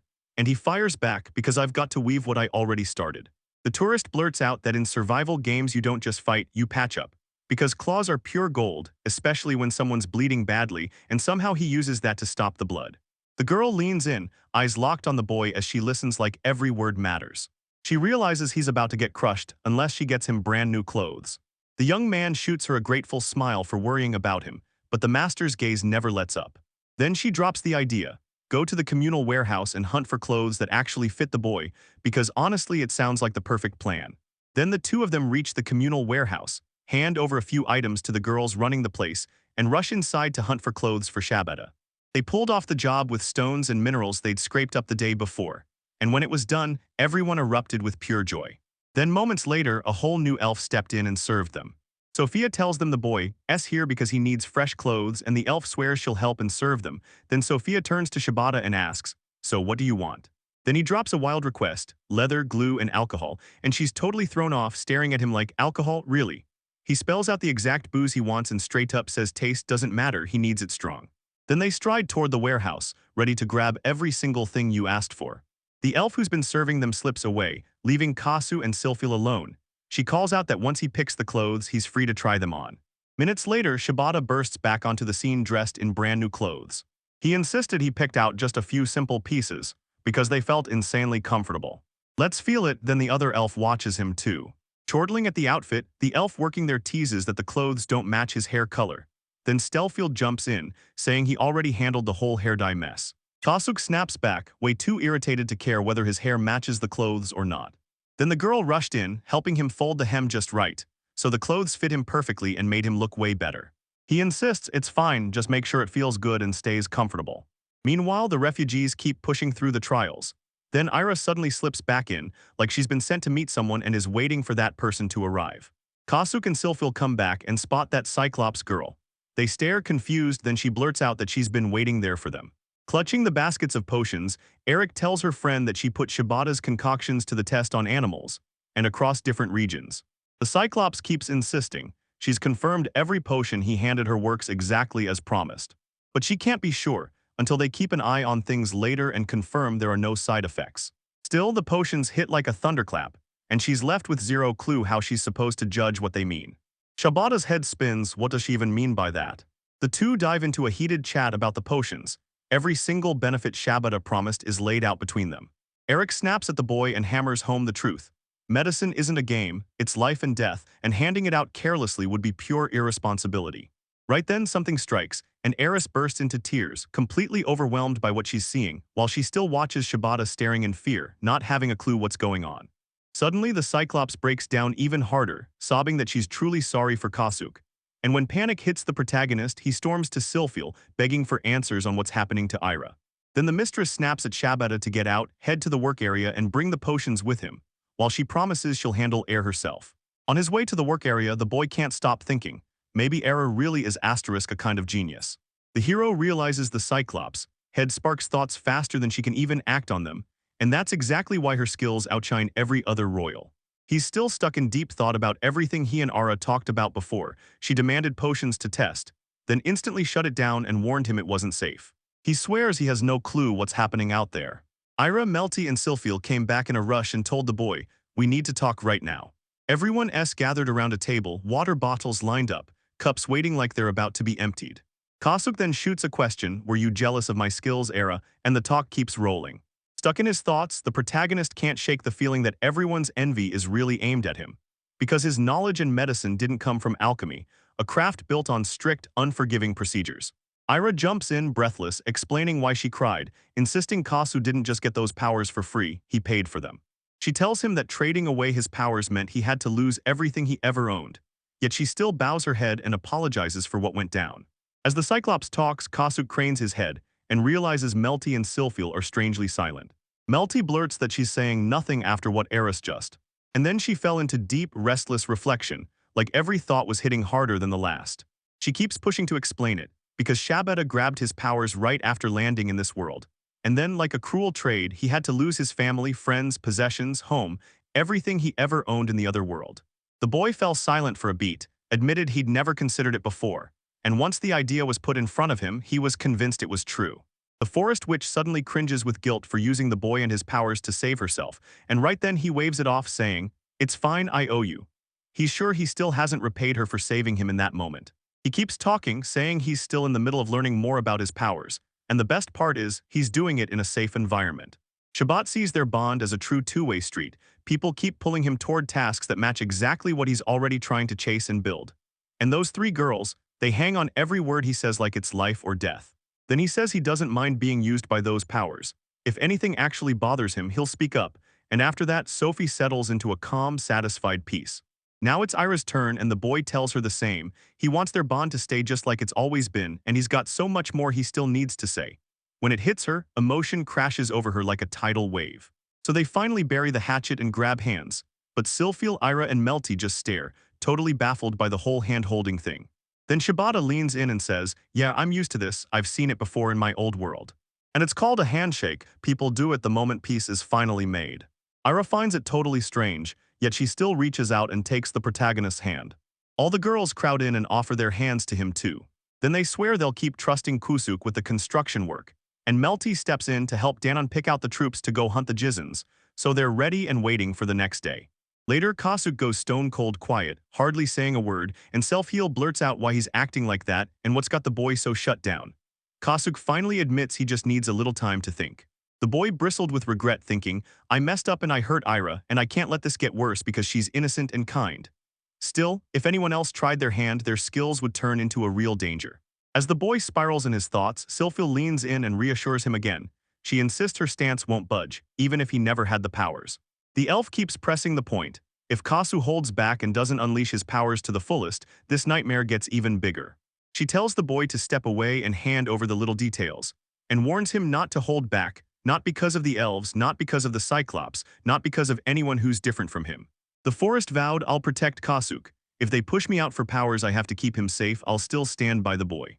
Shabata suddenly realizes there's no turning back. Sylphil is already primed to go as far as it takes for him. He can't shake the guilt because he's convinced the boy should comfort the girl, not waste a moment getting comforted himself. Later, the protagonist blurts that he has to ready the crossbows and arrows that night, so he'll show up a little later.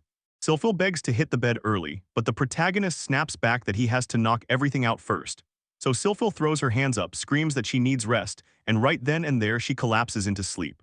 Next morning, right when the sun is barely up, the hunt for Jizens kicks off, and everyone sets off on foot, fully knowing this is the most dangerous gamble of their lives. An orc rockets over the forest, diving straight toward the Jizens, hunting those monsters down to the bone. Stofil, Kasuk, and the other refugees are on edge, clinging to hope as they wait for the Jizons to arrive. Because once they show up, they've got to unleash and crush those monsters for good. Then out of nowhere, they spotted the Jizens rolling in. While everyone watches, they start clocking creepy, impossible stuff in the forest, like strange noises creeping out of the dark. Trunks kept crashing down and then boom, one huge collapse right in their path. In seconds, a Jizen materialized in front of them, blasting out a deafening roar. Sylphil snapped to it. This wasn't random, the monster had hit them with a surprise attack. They've got to move fast, right now, before that massive bug tears into them. She vows to strike from behind, then orders everyone to trap the bugs and keep them swarming, so nobody gets overwhelmed. Sylphil and Kasuk start stirring up the animals, distracting them like mad, so she can sneak in an attack from behind. The protagonist just might fire crossbows and hurl arrows at it, trying to bring it down. Meanwhile, the first Jizen charges in and gets hit hard, leaving him badly wounded. Med calls the giant insect like it's the presence of Orc and Kasuk, then starts marching straight toward the boys, only for Orc to explode into a full-speed sprint, while he freezes in place, forcing himself to stare the monster down head-on, right as everyone warns him it's insanely dangerous, and Shibata just smiles and swears he has a plan. As the Jizen closes in, he hurls a slab of bricks straight in front of the monster, freezing it in place the instant it lands. Then he headbutts the bricks, and the whole thing crumbles as he drops to the ground. Shibata and the orc spit that what they just saw is downright disgusting. Then the image flashes, a slab of bricks and Jiza crushed inside, head smashed flat.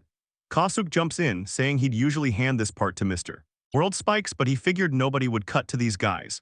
Then the orc tilts his head and asks who in the world Mr. World Spikes even is. Then the boy reveals exactly what a World Spike does. 3 brutal wooden blades slam into the ground, keeping Jiza from strolling right up to them. Selfio says she doubts it could ever stop the monster, those gizmos would just get eaten up. Shabbat gets it instantly. But Silphil barks an order, grab those gizmos and shove them straight into his inventory. The trio presses on, hunting down the next monsters. Later, another gizmo slams into view, coming face to face with them again. Another showdown kicks off and Shibata keeps on with his brutal plan, bait the monster, then smash it into the wall he built. But this time the scheme backfires hard, because even after the hit, the gizmo still won't die. Right then, Sophie bursts onto the scene and swings her massive sword, wham. The giant insect collapses and dies on the spot. Silphil cheers, saying hunting gizmos has never felt this easy. An orc roars with confidence, practically daring anyone to doubt him, and insists they'll never lose to a gizmo. Yet Kasuk stays sharp and grounded, insisting the fight is far from over and there's still plenty more to come. Shibata wants to crank up his defense against the gizmos, so he's ready to drive a few stakes straight into the wall. And hooking up with the trenches, using the old spikes buried at the bottom. By doing it this way, the smuggler's gadgets would trip up and struggle to reach the refugee area. The boy keeps rattling his brain for new tricks, like digging an underground tunnel so people can slip inside and stay safe from the monsters. The protagonist starts raising a wall, and Sophie can't stop asking why, then the boy snatches his hatchet and starts carving it into place. Everyone stares with pure confusion, totally lost on what that boy is doing. Benny eyes the wall, then plants his feet and double jumps with zero hesitation.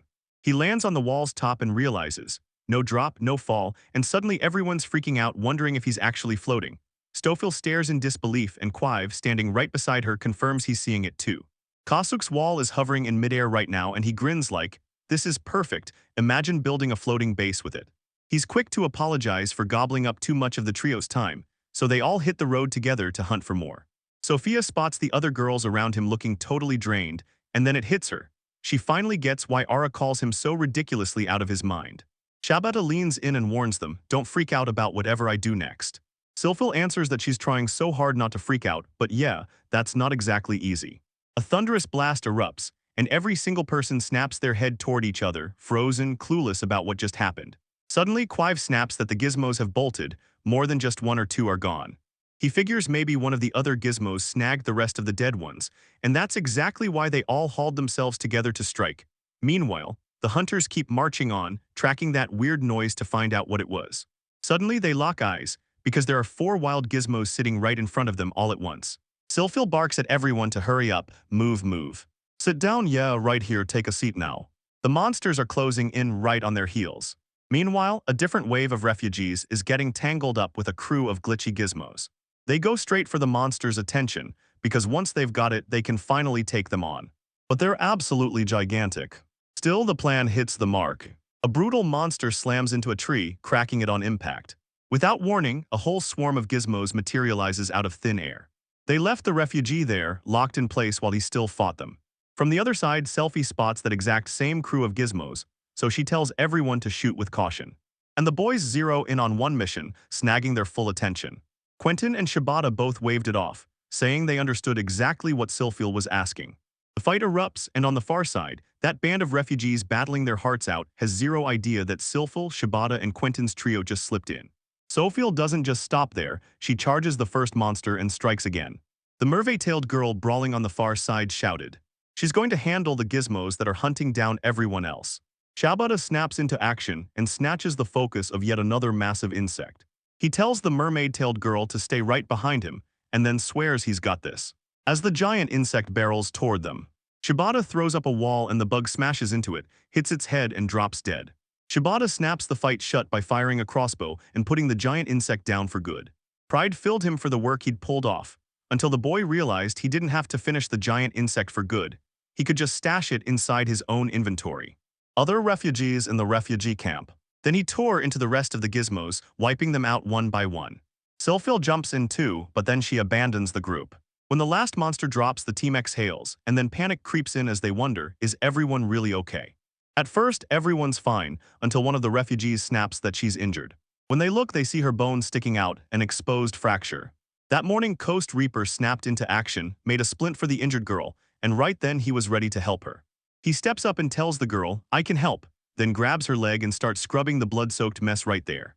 That refugee is a reptile, and Kasuk admits he can't really read her face, so he has no idea if she's hurting or if she's hiding it. Then he snatches the splint and blasts, all right, now you're gonna do your job. Even though he's never used his splint before, the protagonist has a rough sense of what to do, so he grabs it from his inventory, straps it on with confidence, and manages to get the girl secured with it. Even with his nerves screaming, Shibata feels his hands move on their own, like something else is puppeteering him and he can't make sense of it. Then another girl shows up with a mermaid tail, points him straight to the real problem, and tells him to set the broken bone first. Once the boy slaps the splint on and wraps it tight, everyone freezes, because that reptile's leg starts readjusting all on its own, and it does it at full speed. No one can believe how Shibata pulled off the impossible and healed the girl's legs so fast. In the blink of an eye, that injured leg is healed, like it never happened. He hands her the potion. Era has already signed off on it. Then the reptile girl snaps it up and drinks. Right after that, the pain vanishes and she's back on her feet, fully healed. The journey pushes on, and everyone's left baffled at how Shibata healed those badly smashed legs that fast.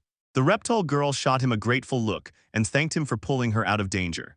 He swears it's no big deal, then lights up with joy every time he gets the chance to help her. Even after Shibata saves her life, he doesn't let her relax. He grabs her attention and tells her she's bled out way too much, so she may not be fully okay yet, then orders her to rest. Sophie fires off a sharp question about how many of the gizmos the surviving refugees actually managed to take down, and the girls grin back. They wiped out too. The elf nods like it's mission accomplished. Sure, Kasuk, Silphil, and Quiji already took care of the rest, but now he's convinced they've done more than enough for now.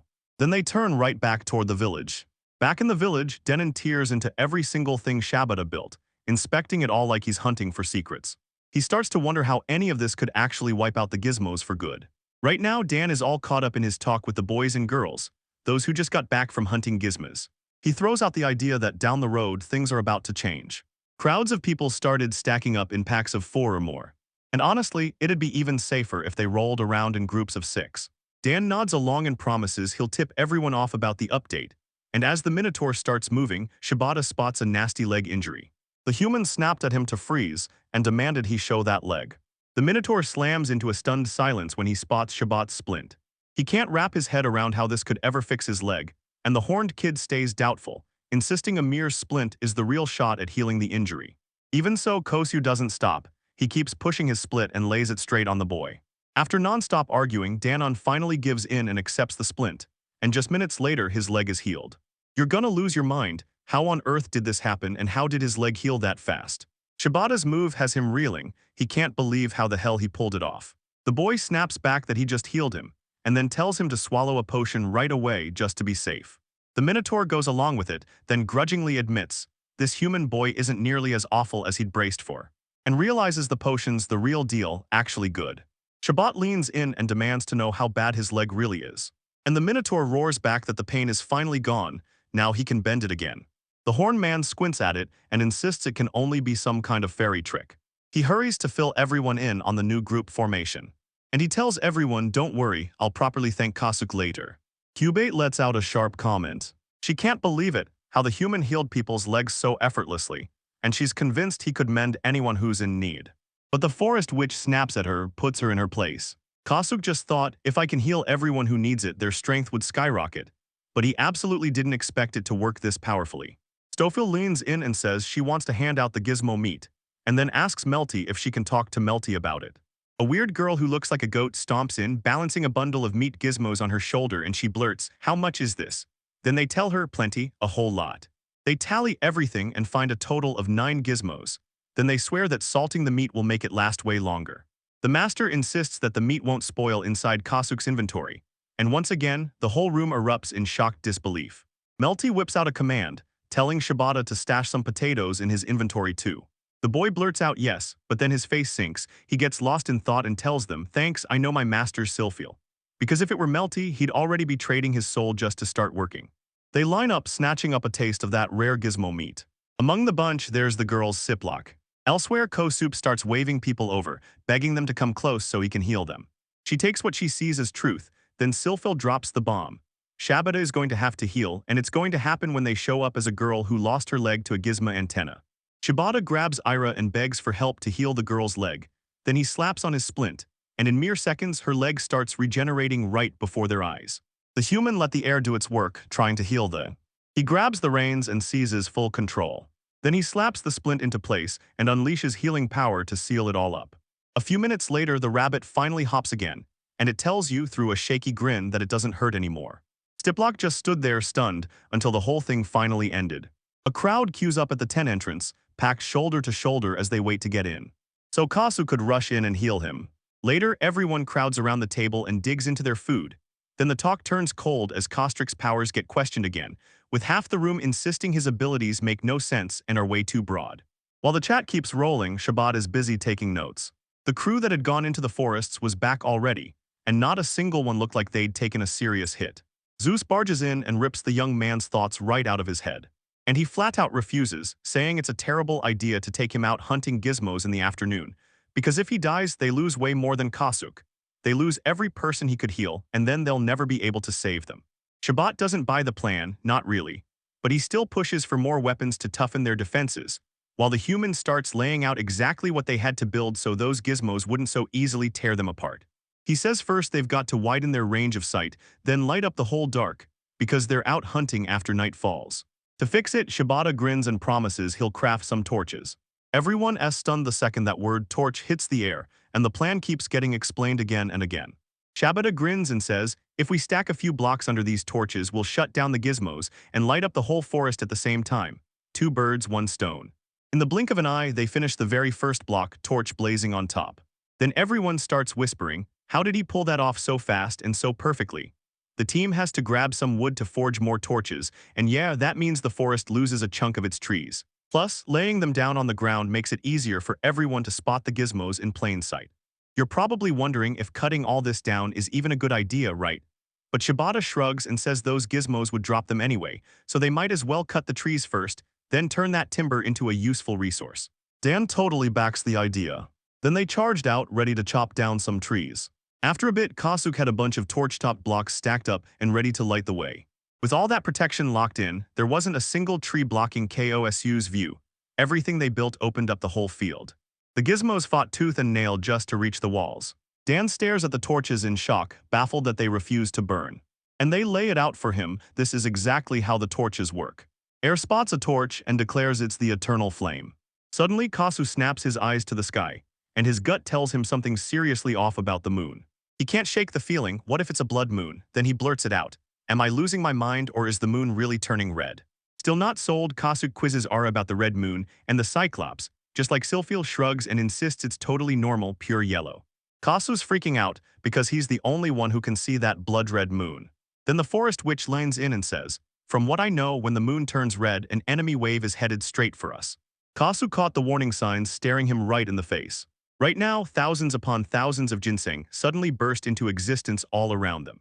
The boys snatched up the beasts in a flash and bolted to get ready for the invasion. They fire up their flames, aiming straight at the jinzes. A bunch of those giant insects suddenly get hurt and start shrieking in brutal pain. Shibata lights up at seeing his hard work pay off, then he fires everyone up. All right, get ready, the next wave of attacks is coming.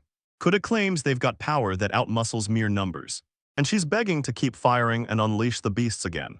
They just camp there and unload on every jinx that dares to come crawling in. She breaks it down. Every time those giant insect waves hit, they're not alone.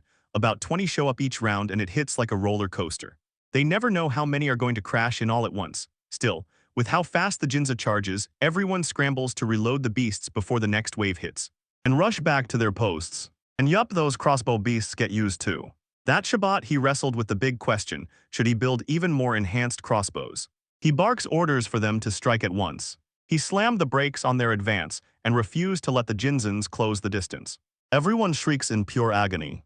Right now, Kyubai finally gets to celebrate, because the signal screams that everyone can cut down the Jinzas even before the spiritual archers ever arrive. Melty throws a piercing scream at the human and demands more arrows, right now. He swears he's firing every 12 seconds, so that's how he's claiming those 5,000 arrows he gave out just 7 minutes ago vanished. So he fires out thousands more arrows and tells the girl to grab as many as she wants. Kasu takes a hard look, then fully gets what's going on. Kwabai the crossbow maniac only stays close to him, because she's determined to snatch up every arrow she can get her hands on. He can't stop thinking, how long until the gizmo meat goes bad? Melty insists it'll take roughly half a day before it turns from edible to completely unfit. Then he blurts out, I've got to start collecting, otherwise it'll rot. Could be, yeah, it finally agrees after all. That gizmo meat is freakin' amazing, don't let it go to waste and spoil. A little while later, Kasuk comes charging up to the village entrance. The boy storms up to Danon and blurts out that the gizmos have started attacking with zero restraint. So yeah, he's itching to head in and gather those bodies fast. Then he whips the scattered corpses up, shoves them into his inventory and stops them from rotting. Danon says he gets it and the Minotaur nods back, ready to go, but he warns that Danon needs a crew packed with deadly hand-to-hand fighters to dodge the risks. Then he throws the plan into motion, surges forward and announces he'll roll out with Kasuk. Right then, Jurda bursts in and declares, "I'm coming with you." Jurda's sword might look deadly, but it could also snap like it's made of glass.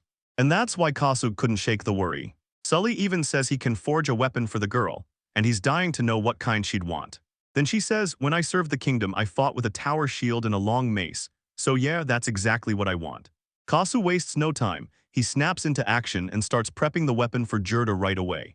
He knows what a shield is, but that long mace, he's totally clueless. Once he opens his inventory, he gets a rough sense of what a long maze is really setting him up for. He stares at it and realizes it's forged from steel and iron. Just like the tower shield, massive, unstoppable, and built to block anything coming your way. As Shibata forges Jurda's weapon, he can't help wondering, should he build one for himself too? Silphil steps up and asks what the human's doing, then turns to the master and presses, "So, have you finished assigning posts to the spiritual archers yet?" She finally declares the job is done, and Shibata turns to Jurda and says her weapon is ready. The bear girl stands tall, grins, and declares the weapon's weight feels perfect, so she's about to tear through even more gizmos. Kasuk forges a brand new weapon, swears he'll try it out, then immediately grimaces because it's heavier than he expected and demands adjustments, while Sophie snatches it from his hand and vows to test it first. She's locked in on what she sees, weapons drawn and ready. Now it's time to break out and start hunting those gizmos meat. Daniel barges in and announces, "I've got an intro to make, let me bring the others in." Right now, the presentation kicks off. The story kicks off with Ms. Desamel, Danon's mentor, and the Melinar Army's no-nonsense spear instructor. Then it's time to meet Sir Leonard, kingdom famous, so feared they call him the Double Swords. Mrs. Zamel works too, yeah, she's a lizard, and he keeps wrestling to understand every twitch and expression from the lizard man's face. Jurda, Ira, the princess, and Danon break off and declare, "We're joining the gathering squad," while the two split up. Shabbat wonders, does this error spell disaster or can it somehow be fixed? The girl fires back that she's the one who holds the title of court mage. Everybody's locked in gear up because it's time to go grab that gizmame. Silphil barks out the orders. She tells them Kasuk will collect it, everyone else lock in and protect him, and then the order hits, "Open the gates." Everyone storms out of the village headquarters, and he strides toward the spot where jazz echoes and bodies lay. No gizmos in sight and the order hits hard. "Don't drop your guard, these guys are deadly at ambushes." Goth admits she's on board with their surprise attacks, but she's not holding back. She wants to use her weapon, and Rhea Zemel fires back that it's seriously top tier.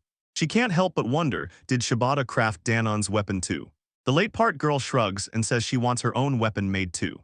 Leonard tells them he wants legendary swords forged just for him. Everyone without a weapon made by Shibata stares hard at the boy, like they're ready to explode with curiosity. Embarrassment claws at him, so he begs Silphil for help, yet somehow that same power keeps fueling his ability to forge weapons for everyone.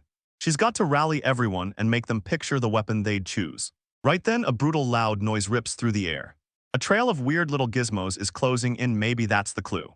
So they lock in fast and rush to gather up all the fallen gizmos' bodies. He declares he'll charge ahead and hit the ones closing in, and Ms. Samel heads right after him. The boy feels safe for the moment as everyone tightens their grip and steers the oncoming gizmo group straight toward them. As he scoops up the last dead gizmos he can find. As those monstrous insects came crashing in, everyone lunges in with their weapons and starts wiping out the gizmos, while Vafit just stands there, staring as her comrades unleash chaos in real time. Right then, the human catches Leonard arguing with another refugee, when the lion blurts out that he couldn't collect the bodies, so he crushed them all into pulp. Vatha can't stop thinking about what pulp even means. Then he looks over and realizes the girl's been slamming so hard she ends up squishing the bugs flat. She sweeps in and unleashes a monstrous storm, cracking the sky with lightning. Shibata is stunned. He's never seen anyone cast magic before, and he whips around to show Silphil what Era is doing, blabbering that it's pure mind-blowing magic, but Silphil doesn't seem to care in the slightest. Shiden admits this is the first time Shibata has ever truly seen magic in his life, and Shibata agrees, saying the only magic he'd ever witnessed before was Silphil healing him. As the elf spells it out, the heir's destructive magic hits the same power level as a court mage, something you almost never see. Ira practically glowed with joy after the princess gave her a real compliment. Kabasuk pauses, tilts his head, and mutters, "Everyone keeps calling me interesting, so what's the real deal?" But those other people, they're way more captivating than him. Eden insists it's all about training. And when you grind for your magic day after day, suddenly, everything is within reach. Still, the forest witch snaps at her servant, tearing into them with a sharp tongue. She tells him if you've got the time to sit and think about this, then you've got the time to get to work. He nods without hesitation, then rushes off to grab the gizmo bodies. Later on, once everything finally settled down, and every last gizmo came together in a storm of chaos, and the people who struck Dooley were left slain. And then just like that, they charge back to the village. So far, they've racked up 216 gizmos, and that's when they crunch the numbers. This pile of meat could keep every village refugee fed for more than 100 days. They're practically glowing with happiness, because once the meat hits the soup, the whole pot explodes with flavor. So they turn to Kasuk and thank him, because with the weapons he forged, most of them can finally fight and hunt for real. They keep badgering Shibata to forge a weapon for them, so much so that even Silphil is demanding one. She demands a staff forged with Aquilo. Then Hasu freezes, baffled, wondering what Aquilo even is, before she thrusts the same chunk of metal he gave her earlier straight into his hands. He can't stop wondering, could he really pull off what it takes to forge that staff? But he vows he'll try, no excuses. He demanded they spell out exactly how they imagine their weapons. Each one lays out exactly what they're craving and what they want. Then it still feels turned, like everything's locked in place, so the human leans in and asks what weapon she wants, and she smiles, saying that whatever S made with that kosup will make her happy. The boy pushes again, begging her not to stop there, then she grins and says, "A blade, that's the one." He sits there and plots out a scimitar, because that's exactly what he'd promised her last time. Later, he's already inside his lab, rolling up his sleeves and starting to forge the weapons everyone demanded. He figures, if I can forge the emithril staff for Era, then I can crush it with an emithril sword for Silphil. The very next day, Danon swears the gizmos keep slipping back into their attacks, right at dawn. The second they shattered free, they slammed the brakes on the assault. Kasuk's weapons were right there in front of them, and they couldn't take their eyes off every single one. Yeah, it's actually pretty practical. Leonard sinks into deep sadness because he can't get a grip on the new weapons powering the gizmos. Everyone's absolutely thrilled with the work the human did with his own hands. Sophia is the only one without a weapon. She stares at the boy with fear in her eyes, convinced he didn't follow her request. But then he blurts out that he made something even more special just for her. 2 hours of brutal casting finally pays off. Now it's done. He thrusts the weapon into her hands and the shock hits her like lightning.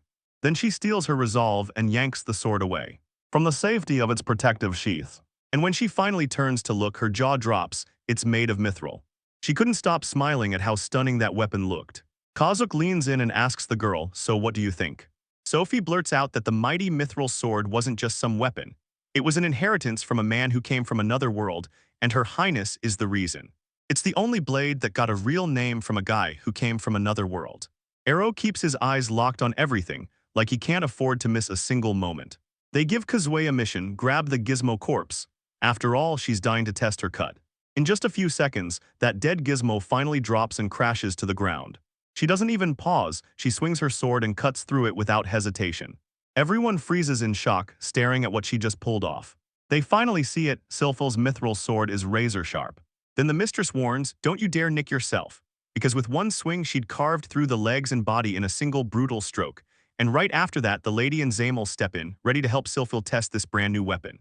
This whole demonstration gets thundered along with orders for the knights to keep working. Just don't forget to take breaks now and then. Everyone's locked in at work, grinding away at their jobs. Kasu keeps hammering away at fresh materials, building the ultimate gear to help fend off the gizmos. Then he sizes up his own skill level and instantly gauges where he stands. He snaps to it, he's leveled up like crazy, and he just has to check his stats in plain numbers, so Shibata confirms it. His strength jumped to 120 and his skill points climbed to 12. He decides to check his achievements, and boom, he realizes he's already unlocked most of them. Unlocking achievements gives you a straight-up numerical boost to your strength and resistance. He boosts both stats by 10 more and boom, his status screen finally shows numbers he can actually read. Then Shibata leans in, starting to scrutinize every single achievement he's earned.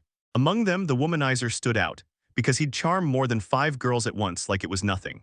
He's furious about it and insists he's not a womanizer.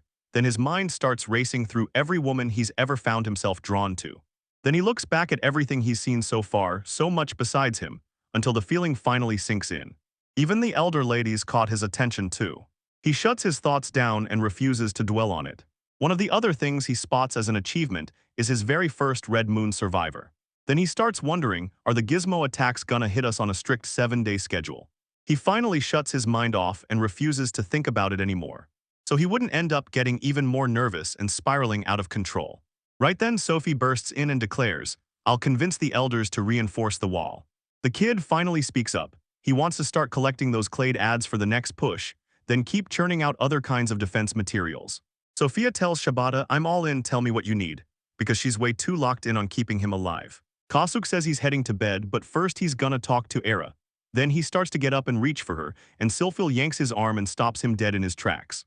As soon as he turns around, she seals his fate with a kiss straight on the mouth. Ira shoots back, furious that he even brought her name up. Because in that world it's just them two, the only couple option there is, and she hates it when he starts saying another woman's name. He blurts an apology, but the mistress snaps back. There's no sorry after you drop another woman's name, and he'd better think of her first, not some stranger. At this exact moment, Sylphie grabs the young man by his collar and snarls that she's about to teach him a lesson. Sophie drags the human into the room, forces him onto all fours on the bed, and he can't help but wonder, did he get the position wrong? She drops his pants down and climbs in behind him, and the boy snaps into confusion. Wait, what are you doing? But by the time he screams no, it's already far too late. The final day explodes into motion. Sylphil jumps out of bed and the boy reels from what happened the night before. Then the elf leans in and tells him, "Don't worry, you're safe with me." Then he snaps, "All right, time to get ready to leave." 11 hits, then 12, then 13, while their battle against those gizmos refuses to stop. On the 14th night of the 15th, Kasuke snaps his eyes up and spots a second red moon burning in the sky. Even with danger slicing through the sky, Shibata still trusts one thing: once it's over, they're free. They sloshed through that forest for a whole week, hunting gizmos, and came up empty-handed, so yeah, they still have to stay super careful. Shibata also swears the moon is absolutely breathtaking, as his loved ones keep their eyes locked on the moon. And he adds, "Look, we finally rebuilt the wall that got wrecked and it's done." And he swears he'll reclaim the kingdom of Melanerd, teaming up with Shibata for help. He tells the elf, "If you want my help, I'll be there, because you're not walking out of Sylphil without support." And even when the girl snaps, "I don't need it," he keeps pressing the point. Sylphil leans in and tells Shibata, "You've got bigger worries, because in the kingdom of Melanerd, other armies are already standing guard too." Even so, the boy doesn't back down. He's still ready to help the beloved elf, promising, "I'll keep going and I'll help you." He's even telling you, "I'm honestly pretty optimistic. But if he steps in to help, she'll reclaim the kingdom of Melanerd." Sylphil then hypes everyone up and reveals her plan. She's going to rip the empire of Melanerd right back. Everyone's jaws drop when the ELF makes that decision. Right then, everyone throws their weight behind the princess's decision. They say she has every right to go after what's hers and take it back through official requisition. Dan then grilled her, asking if she'd really keep helping them untangle the refugee village's mess. She shot back, "Nope, I'm not stopping, it's just logistics." Ire declares that if they want to stay alive and unhurt, everyone's got to put their faith in Kazuke's skills. The boy is back in the Amit Desert, and before long he's already plotting a referee's point so he can't get lost. Leonard walks right beside him, and XAML is on site too. They're stacking pieces up with burning torches on top, marking their route so they don't lose their way. They're carving out a way through the kingdom of Melanerd, so they can zip to their destination using the reference points they've set up. Right then, Lena and Zamel corner Kasuke and demand a mythic weapon. They keep pressing in, asking again and again, and they stare at that boy so hard it feels like they're trying to see straight through him. Kasuke suddenly clocks it. The only real reason they're pushing that boy toward the kingdom of Melanerd is the mithril weapon they're dying to get their hands on. The wolf girl strides up beside Sylphil. They reach the desert spot where they start staking their claim and marking their territory. And just like that, everybody starts firing off talk about weapons and stuff Shibata can whip up for them in no time. One of the weapons they tested packs a whopping 792 caliber, stretches 1100 meters long, and tips the scales at around 4 kilograms. And with just 2 shots, it blasted a gizmo clean out of the sky. Shibata taps into his skills and speed builds the camp, planting it first on the terrain before anyone else can blink. With construction mode newly unlocked, he hit the button and everything changed. Drops in the first land adjustment, and then the sealant sealed up the walls, and finally builds them a huge place where they can crash for the night. In just seconds, he snapped a whole building, split into separate lodgings, right in the middle of the desert, and everyone went wide-eyed because he raced to build it as fast as humanly possible. Finally, Shibata throws up a full-on defense wall. It's fully built and ready to go in just minutes. And everyone's grinning because they'll finally be safer out in the middle of the desert. But nobody can figure out how Shibata pulled it off that fast. Everyone crowds in to praise the human, yelling that they built it all at lightning speed, and somehow made it perfect too. As Shibata keeps building, his gut suddenly screams at him to bolt, get out of there and leave that place behind fast. In the blink of an eye he bolts, sprinting like his life depends on it, Zammel and Leonard right behind him, already freaking out, wondering if those humans spotted them. They sprint after Shibata, but the kid bolts way faster, leaving them in the dust, and Shibata can't figure out a way to break free. Just like that, he springs up, scrambles onto the wall he built, and up there he's ready for a showdown. Below, Zammel and Leon are begging him to drop, but Inen refuses to come down and dares them to climb after him. The duo pushes him to forge mythful weapons for them, but he shuts it down. He can't touch that unless Silphil says yes because he's still her servant. Leonard and Zammel are scrambling down below to grab him, and with no way to drop back, he's left frozen, wondering how the heck he's supposed to escape. Right then, Arpia, the tiny bird, zips in, flutters overhead, and declares she can yank the young man off the roof of the place he built in a flash. The tiny bird tells Kasuk she'll only help him if he forges a weapon for her, and then it snaps that she's just like the rest, making Kasuk freeze because he doesn't even know how to act. Right then, Silphil bursts in like, wait, what's happening here? And the whole room freezes, stunned by her sudden arrival. And right then, everyone starts hounding Silphil, begging her to let Kazue craft a mythical weapon for them. Because they don't just want a weapon, they want something way more powerful. Silphil then beams and tells them she truly appreciates everything they've done for her, but she can't just hand over the mithril weapon that easily. Silphil shouts for Shibata, and he's up there on the very top of the structure. She tells him that once he really starts getting to know everyone in the village, he'll be able to do something big, something that makes their talents shine. She figures it's a terrible idea to shove a few things aside and hope future problems won't come swinging. So Silphil snaps her orders. Every Nelmert figure has to become Shibata's bodyguard for a while. Shibata finally nods and agrees to forge the mithril weapons everyone's been begging for. For RPF, he's totally stumped on what to give. After thinking it over, Kasuk suddenly lights up with an idea and tells her, I've got the perfect thing for you. He then shoves a club into their hands. Arpia can't wrap her head around how she's even supposed to use it. But Kasuk shoots back that he's about to put on a full demonstration. Right in the middle of their conversation, a massive explosion rips through the air. They're living inside each other, totally lost, utterly clueless about what's happening, while everyone around them goes wide-eyed, shocked out of their minds. Leonard blurts that it screams high-level magic, then points the finger at Inao Kusuk, the kid who pulled it off, yet they still can't wrap their heads around how he actually did it.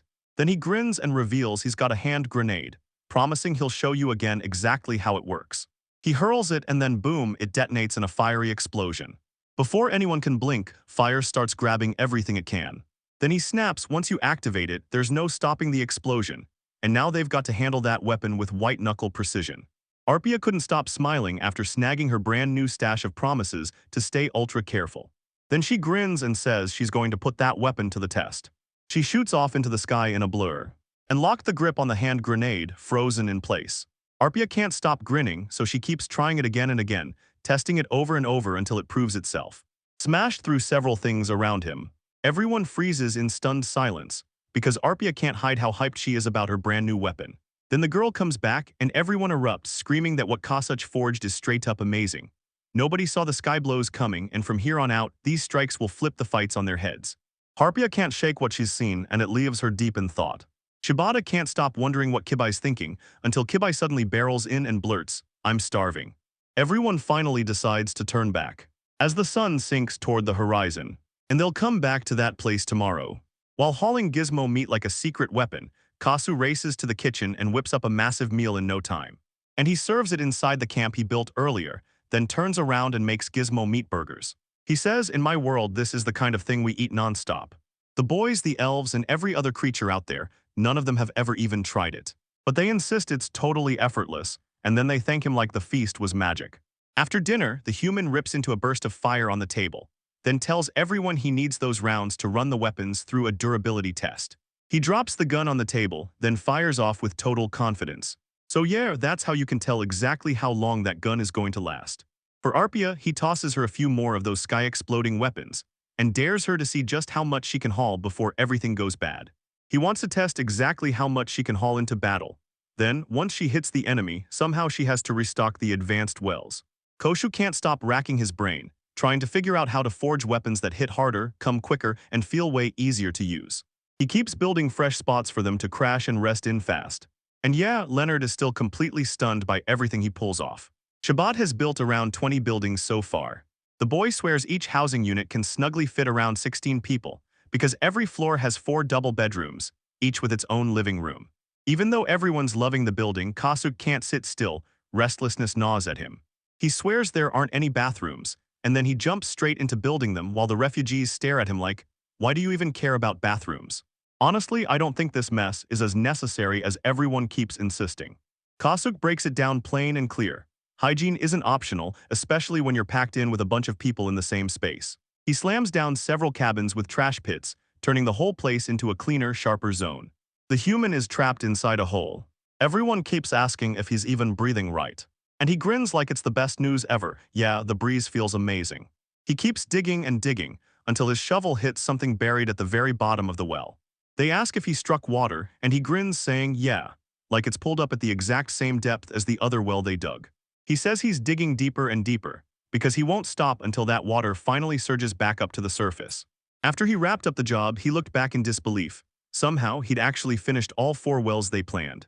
He's baffled, how can the desert be so sterile when water is sitting just beneath the surface? They tell him the truth. This all happens because someone keeps burning through spiritual stones like crazy. Kasu doesn't look happy with what he's built at all, even with everything he's already pulled off. He announces that he's building a whole farm from the ground up now. He keeps teaming up to co-create brand new plants and seeds. He thinks that once the planting starts, countless people will finally get fast, easy meals delivered right to them. But talk about the stuff he actually uses. Magic plants and seeds suddenly burst to life and shoot up fast. After everything that's happened, nobody's even a little shocked anymore, because everyone keeps talking about Kasuk. He digs harder, sinking into the ground with even more holes. He says that's the perfect plan to water the garden, because then they won't have to haul buckets back and forth just to help the plants grow. At last, it was all over. Every last thing was finally finished. The desert town he built stood there in full glory, and even the garden and farms right by the buildings were finally finished. He can't stop thinking about how he'll pull every last drop of water out, water the crops the perfect way, and refill the wells right beside the seeds. Faster than his wildest thoughts, the well suddenly roars with water, overflowing like it was always there. She can't help but wonder if she's really seeing things right. But she isn't. Kazuk somehow pulled off making water in seconds. He brushes it off, saying it's just a well he built, yet Silful's jaw stays dropped in disbelief.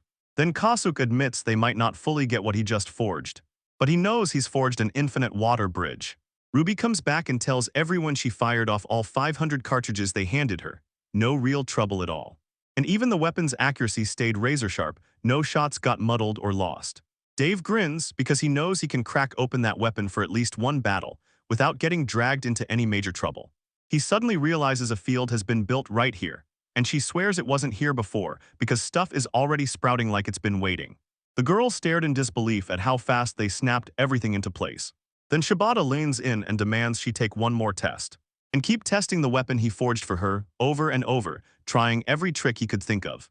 He keeps pressing her, asking over and over if she's really sure she'll be okay swinging that weapon, especially since it's heavier than 3 kilograms. Then she smiles and says she's strong enough. Kasuk tells them this weapon can hit about 4 times the weight of a normal real-world hand grenade. Stillfield tells her she'll take that as her reference. They're out of options, no idea what to do next, and decides to stop and think during lunch. Time marches on, no mercy. Everyone's already chowing down, so Sophie snaps at Leonard and Zamel to go scout around the camp.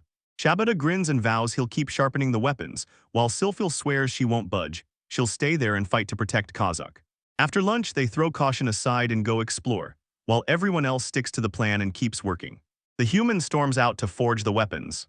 He swears he's kicking things off with the Harpy's bombs first. After he unlocked item creation skill, everything got way easier. He could just think up the basics in his head and make them happen. Then he starts loading up the grenade with about 3 times the usual materials, until he notices Silfil staring at him with a gut-wrenching, heart-breaking sadness. He leans in and asks, so everything's okay, right? The elf can't stop worrying. Has that boy really got his head on straight? He's just as confused because he can't figure out why the question was even asked. Then she tells him he used to live in a quiet country and asks, don't you feel sick watching everything explode in that region? The forest witch leans in and asks, aren't you drowning under all this stuff I'm piling on you? The boy fires back, saying he knows exactly what he's doing and what it's going to cost. Still, he backs down and tells her, I know exactly what I'm doing, don't worry. After everything he's done, he's convinced the next stop is straight to hell. The girl jolts with shock and a cold dose of fear. because yeah, hell is not exactly a welcoming vacation spot. She tells him about Ima, a terrifying god who puts people on trial for everything they've done in life, and those judged worthy of suffering get thrown straight into hell to be tortured. She then drops the truth bomb, nobody can say for sure whether hell is real.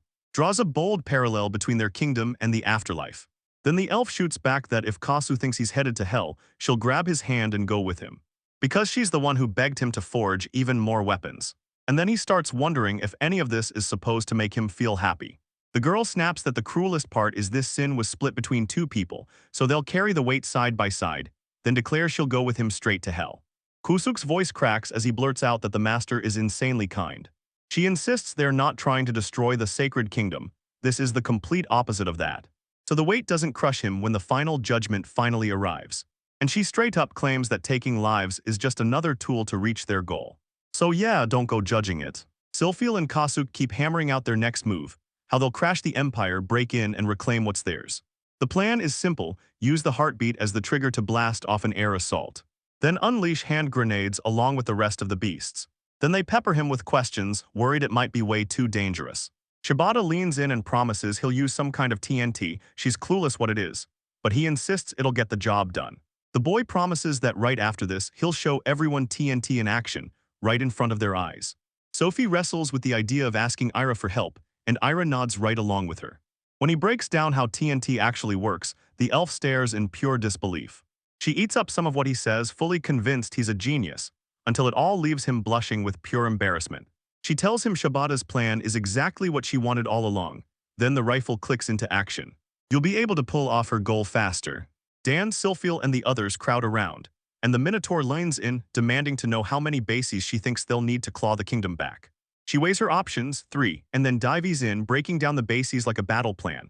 One keeps the supply line running and broaches talks with the elf village, the second becomes the main command post, and the third slams into place as the frontline base. The master swears she'll plant the first base about 5 days away from Melanerd's kingdom, on foot, no less, right out in Omen's wild, untamed wilderness. The woman nods and confirms it, no doubt left at all. The plan kicks into motion.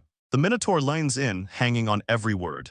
So there's Shabbat. Dana starts to stare at her plan and wonder, how could she invade that kingdom, take it back, and still find a way to protect the refugee people too? Sophia lays out the whole plan, and everyone swears it's going to work. Right now, Melt shoots up her hand and demands the details about Kazuk's farm. The alpha lets her ask questions but shuts her down with one rule: speak straight to the human. He doesn't get why she's suddenly acting guarded, like she noticed the master is staring elsewhere and she's desperately trying to dodge answering Melt. The human follows his master's command and dives right into the farm plan, spelling out every last detail. And with that, he breaks it all down step by step on how to plant, and make those plants shoot up as fast as they possibly can. Melt says she's got no more questions, period. But it's still crazy impressive that what he grew and harvested from a tiny 1,000-square-meter field packs the same weight as a massive accomplishment. Shibata's farmhands bring the harvest in and the grains come out huge, so huge they shock the whole crowd. Melt swears that under normal conditions, the grains would only hit that same level after 3 whole days, way slower than Shibata managed, and the girl's still stuck in total shock over how much and how good the harvest is. She insists Kasu should be able to keep weaving fields non-stop, and the boy snaps back that if it were up to her, he'd be stuck in the fields for all eternity. While everyone's laughing, Melt leans in and asks, is something wrong with that? Then Ira shows up and the girl's eyes go dead. She fires off one question: is there any potion or alchemy that can boost plant growth? The human refuses and says he's only using water, but she's furious. She tries her alchemy to make her fields shoot up fast, and it still doesn't work. With question after question driving her up the wall, Sylphiel snaps, does anyone else want to ask anything too? And if that's everything, she rallies the crowd and orders them to follow that path. The elf keeps going, laying out ruthless invasion tactics for how they're going to storm the Holy Kingdom. Once the whole route is locked in, they waste no time and decide to leave. Right then, the whole crowd explodes into screaming. Shabata then leans in and tells them how, for 3 whole days, they somehow pulled in 50 people and brought them along. He and Sylphiel's crew tore off toward Yumit's wilderness, racing through the days, until they finally crashed into the first base. Over the next 3 days, Rube busted his tail, pushing hard to expand the farms he owned. Then they pushed deeper into Yumit's wilderness to keep exploring everything it had to hide. After trekking for half a day, Shibata decides the time is finally right. He drops his plans, sets up camp, and settles in. Irritation sparks in Sylphiel's voice as she snaps at the boy to get back to work, eyes fixed on the sky. because the sun's about to drop any minute. He fires right back up and keeps the construction moving fast. In the blink of an eye, a brand new campsite springs up out of nowhere. Then they declare full confidence in their bones that Shibata would utterly crush every last bit of a craftsman's pride, because this man is insanely capable. A fresh detail just got slammed into KOSUK's construction, and now everyone's asking about those error questions, like what they even are. The kid breaks it down and tells him it's a water tower. And yeah, on top of that massive tower, he even built himself a bathroom. So nobody ends up dirty. Fresh after the long grind of work, like the day finally gave him a breath of relief. Then he and Sylphiel decide it's time to soak in a bath. The elf burst into joy. She never in a million years thought she'd get to take a warm bath and feel brand new out in the middle of nowhere. She clocks it instantly. This boy is obsessed with spotless cleanliness, whether it's the bathroom or the tub, and she can't help but be thrilled about it. Sylphiel couldn't stop smiling because, out in the middle of nowhere, she finally had water to rely on. Then it's their turn to kick back in the bathroom and finally get to enjoy it. They're absolutely thrilled that they can tap into water even in the middle of nowhere. Stunned to find the QB standing there with zero clothes on. Kazuki asks, "Can I help?" and jumps in to clean. He says, "I'll take the help," because with all this fur, cleaning himself is a nightmare, and he needs it before the fleas start moving in. And just like that, Kazuki steps in and starts helping. While everyone's busy bathing, the sky flips from day to dusk, and the darkest night crashes in. One day, as the princess explores with a few support points, she suddenly lands in and says, "You know what? Geographically, this spot could be the perfect place for our main base." But she senses something off about him. Kazuki stares at the horizon and admits they've drifted a little farther from the base. Ira punches the sky and powers up a giant eye to confirm exactly where they are. When Kazuki presses her, she snaps back that it's a probe spell, one that reacts the second it senses any magical disturbance. It can sniff out magic waves humans can barely, if ever, feel. The eye drops to the fire they built, and Ira leans in, saying that flame was an ancient shield used to ward off demons. She also tells him about that night they ran into the Black Forest, when Zygmunt finally stopped attacking, and how the place they ended up felt like it slipped just beyond the reach of her memory. It could be in a girl, Griffo agrees they remember the event. Iris blurts that she can't remember a thing. Jokingly, Quibian teases Ira that she can't remember the incident, because she blacked out after burning through all her magic, and the whole group cracks up, easy and relaxed. Then the princess looks around, puzzled, and demands to know why a campfire would be burning out in a remote place like this. Ira tells them this campfire draws power from Earth's Veen, magic that's been around for 300 years, and she can't believe it's still burning, while Self swears it's a relic from the days when the Omen Empire ruled the world. Ira set the record straight. It's an Aurelic, a built-in observation system, and said it can track every shift in nature's wave patterns so Gizmo can roll in with a whole crowd. Kazuki's stomach drops as the truth hits him, and Ira snaps that he can't let a single word escape.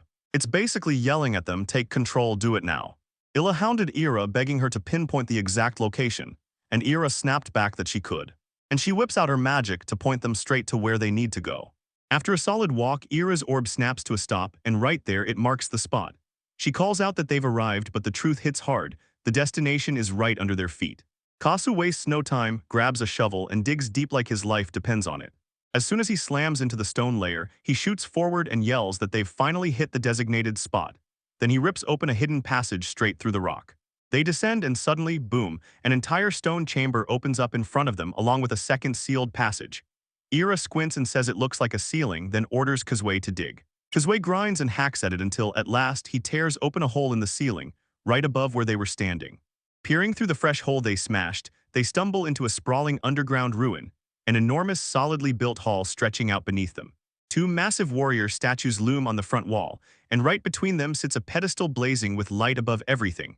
Now the whole group can't help but stare at the world around them. Kasup can't stop praising how wild the construction is, and the princess snaps the question to the group. "Tell me, where's the energy coming from? Is it coming out of the orb sitting on that pedestal?" Ira points out that this device is what keeps every monster from even getting near. And just looking at the structure's design, it totally screams that this is the castle's magic user's court. She leans in and says those statues aren't stone at all, they're golems brought to life. They're guarding the orb like a fortress, shutting out any invader. And then boom, Kasuke turns to Ira and blurts, "How do the golems work?" She leans in and explains that inside a golem, magic orbs are planted in exact spots, like the whole thing was built to fire power from specific places, giving them the power to move and fire back on instinct, given they've got human-like visions on the inside. Kasuke says he might be able to deal with the golems, and the princess, trembling hard, blurts, "What will you do?" while gripping a shovel like it's her last hope. Then the boy shoots back that he'll start by getting close to the golem. Armed with this plan, he slams into the wall and starts tearing off block after block, concrete chunks flying straight at him. He lines them up to build a jagged staircase that drops lower and lower, letting him slip close to the golems, and effortlessly shattered the heart of every single column. The whole crew charges down the staircase Kasuk built, rushing toward the altar in a thunder of footsteps while gripping the orb. So she blurts that Kasu's handling of everything makes her feel sick, and Kasu snaps back, insisting that as a survivor and a creator, he has to level the mountains and valleys to do the right thing. The rest of them back him up as he lays out his side. He smirked, staring down the orb like he already knew what it would reveal. They say now we can finally control the mechanism. But before anything else, they had to crawl back up to the surface to catch their breath, and they ordered Kazue to step up, build them a spot to sleep for the night. The room they were in had a shut door, and now they had to stand there, holding their breath, until they found out what waited on the other side. Because the only thing on their minds was making sure everyone stayed safe once they finally made it back to the surface. Kazu flexes his powers and builds not one but two buildings from scratch. In the second building, he cuts out a whole room packed with furnaces, built to forge the materials he needs. Kazu can't stop worrying whether his inventory has what it takes, or if he's about to come up short, and warns that his arms will wear out. Still, tomorrow he's ready to start building a base meant to shelter 3,000 people. Kasuk shot a thought into his head, and then it hit him. He's been running on fumes lately, all that stress weighing him down. Or maybe he's got frustration boiling in a place he'd never want to show anyone. Kasu's thoughts keep slipping the rails. He tells himself that women must sleep together with ease, that he and Silphil sit face to face every day. But then night hits and they never cross the same line.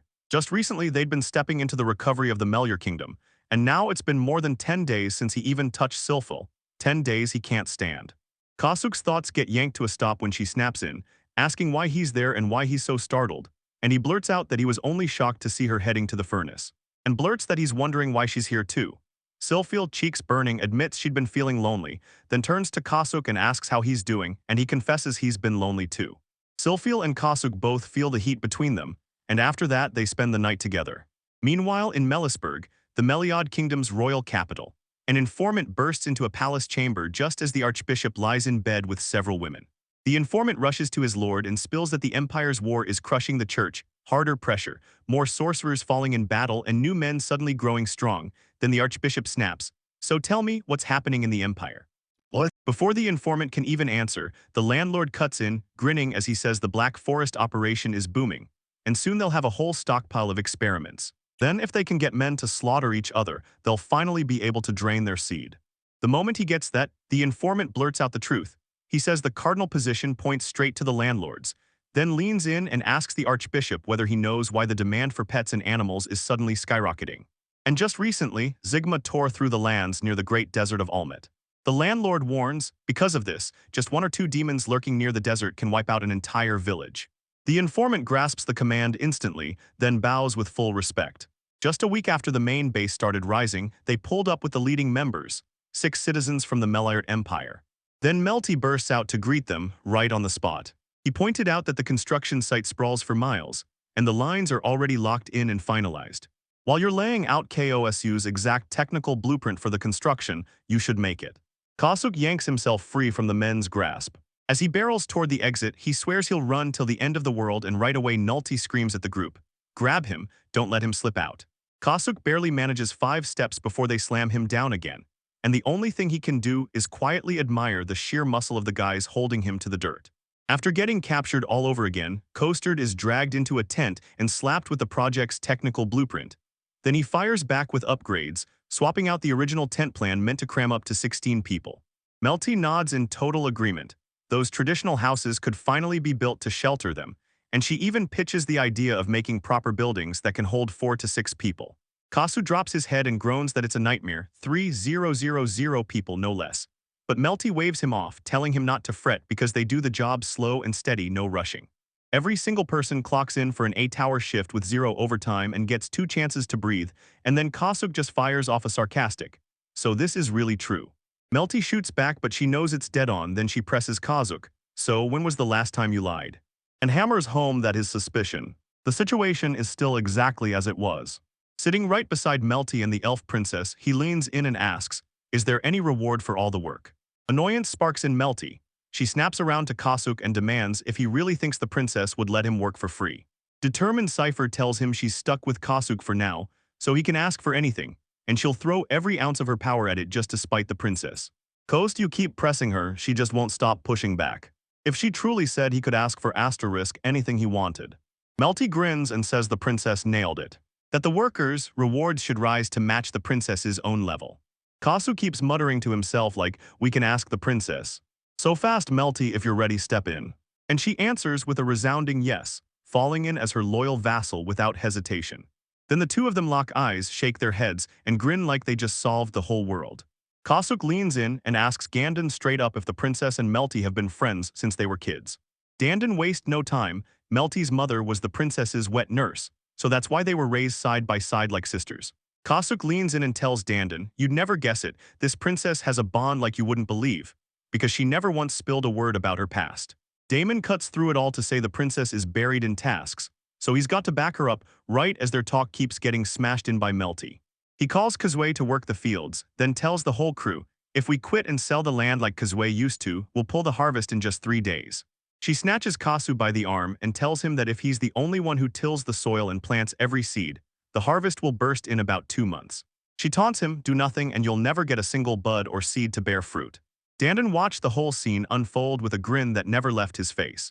Where's Era? He demands. Then the princess steadies him and says, don't worry, she's probably holed up in the underground ruins studying them like a mission. This is supposedly where Earth's ley lines collide, and an arrow is on the hunt to siphon their magic. He burst out of the tent and charged ahead, shouting self, so loud and clear that every single head snapped toward him. She finally shows up late, but when she speaks, she welcomes everyone with a grin, saying this place will become the key base they can't afford to lose. And even though the task hit like a brick wall, it still had to be done. She's counting on everyone to step in and help her out. Syl stands on the high ground, praising the build like it's a masterpiece, and it looks absolutely stunning. Dandon snaps in surprise, blurting that he never imagined he'd ever witness a city this huge, while Kasuk grins and says that now that everything's finally ready, the real excitement can begin. Next, he'll forge the operational base and take command. He swears this is his real gift. Kasuk's posted outside the base, staring straight at the towering walls. And he locks in his goal to strengthen the outer structure. The boy pulled off the impossible and got the blueprint to build way more complex wall models, which are built from concrete blocks, and they blow everyone away by hoisting a massive wall with perfect symmetrical precision. Later, the two groups finally collide in the dining area, and Ira can't hold back. She's still blown away by Kasuk's crazy abilities. And because he pushed with everything he had, the project's timeline got crushed.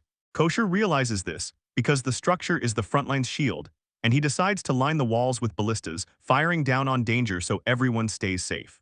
And it's not just defending, it's digging trenches outside the wall.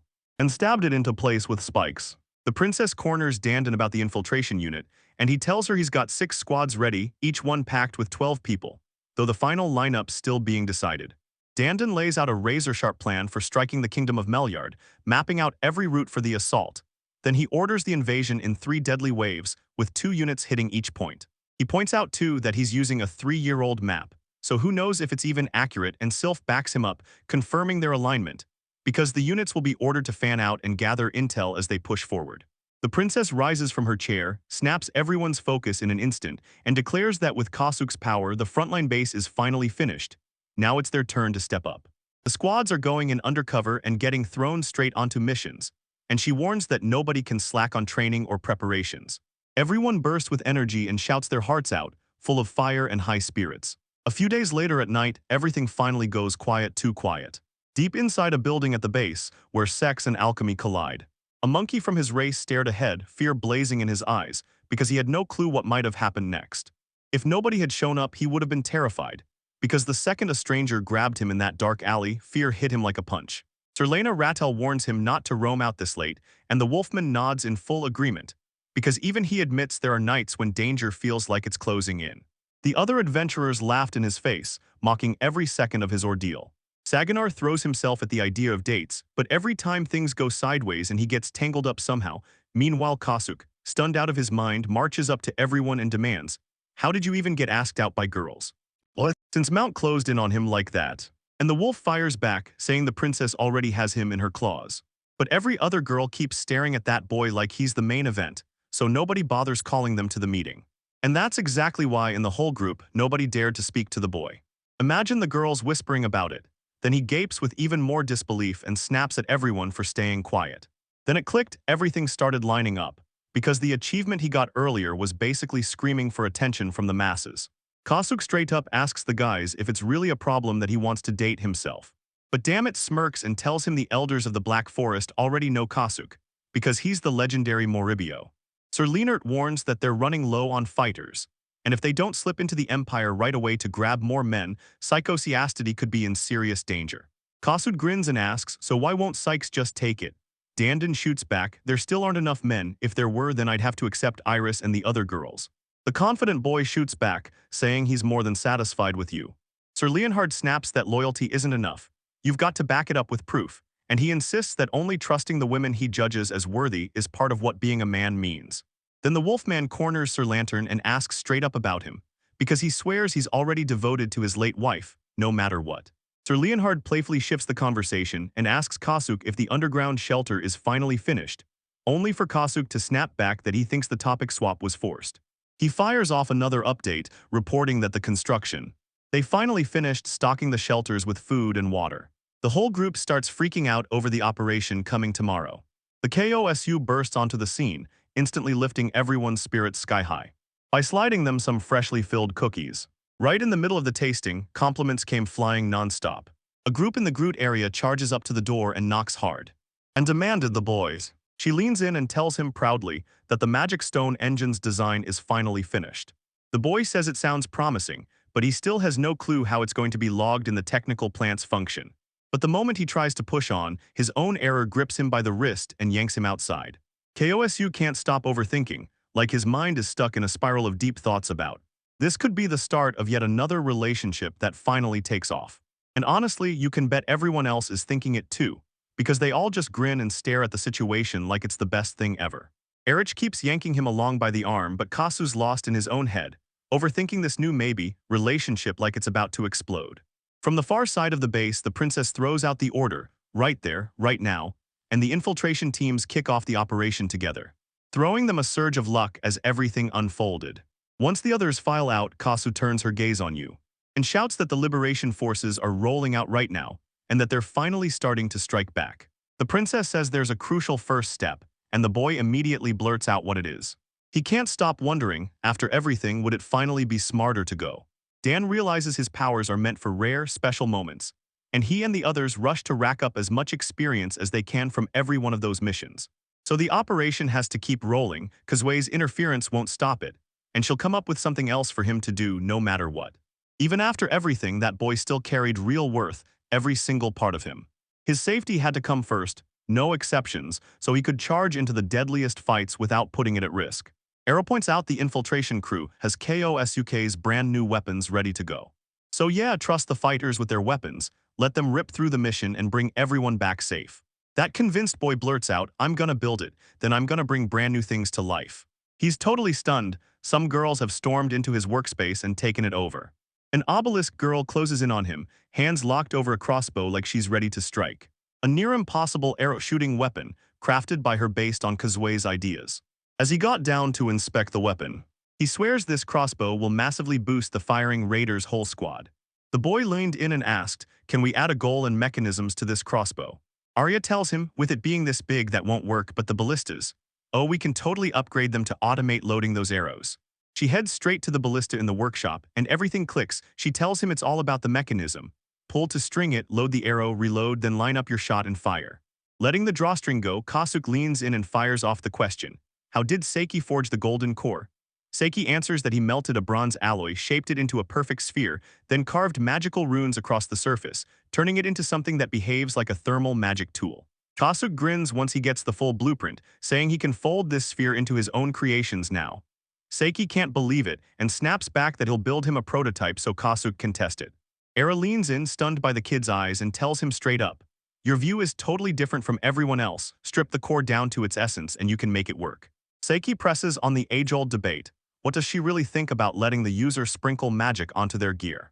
The girl nods and flashes a quick compliment. All you need is to hook up the ballista's mechanism and fire the arrow. Then she grins, so yeah, the energy cost is barely anything. Kasuk satisfied tells you the call is made, decisions are locked in and you're starting work right now. 5 days slam by. From the towering fortress walls, the workshop crew rolls out a ballista upgrade for Kasuk, an improved golem mechanism that lets the golem yank the rope into place the moment magic is cast, so the arrow loads fast and clean. After the demo ended, they unveiled the ballista as the golem's ballista. Sufi grins at the project and says it'll be a massive help for whatever defense comes next. And right in the middle of the presentation, Frontier rockets in, ready to hand over the report on the infiltration crew's operation. Frontier reports that every unit will hit their destination 2 days from now. He shrugged into his coat like he was ready to bolt. Casput declares he's ready and Ira, still staring, asks Senwi why he's in a white coat. Casput fires back that if they're talking to a doctor, the coat can't be missing, but Mikkels cuts in and blurts that the liberated ones just showed up, and they wanted to know if they're here yet. Once the freed ones arrived, they had to shout their name and hometown, then the clothes got split up right there, and he made it clear. If anyone's hurt, you drag them to the back tent to get healed. Inside the tent, Casquette was deep in potion work when Mikkels suddenly sent a patient over, because they were needed right now.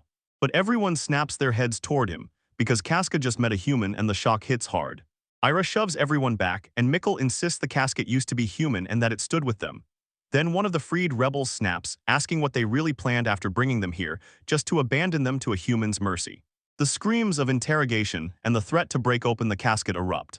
At the same time in the workshop, the princess is chatting with Zamel and Jaegera, praising them and firing off one question. Is anyone hurt? Jaegera answers right away.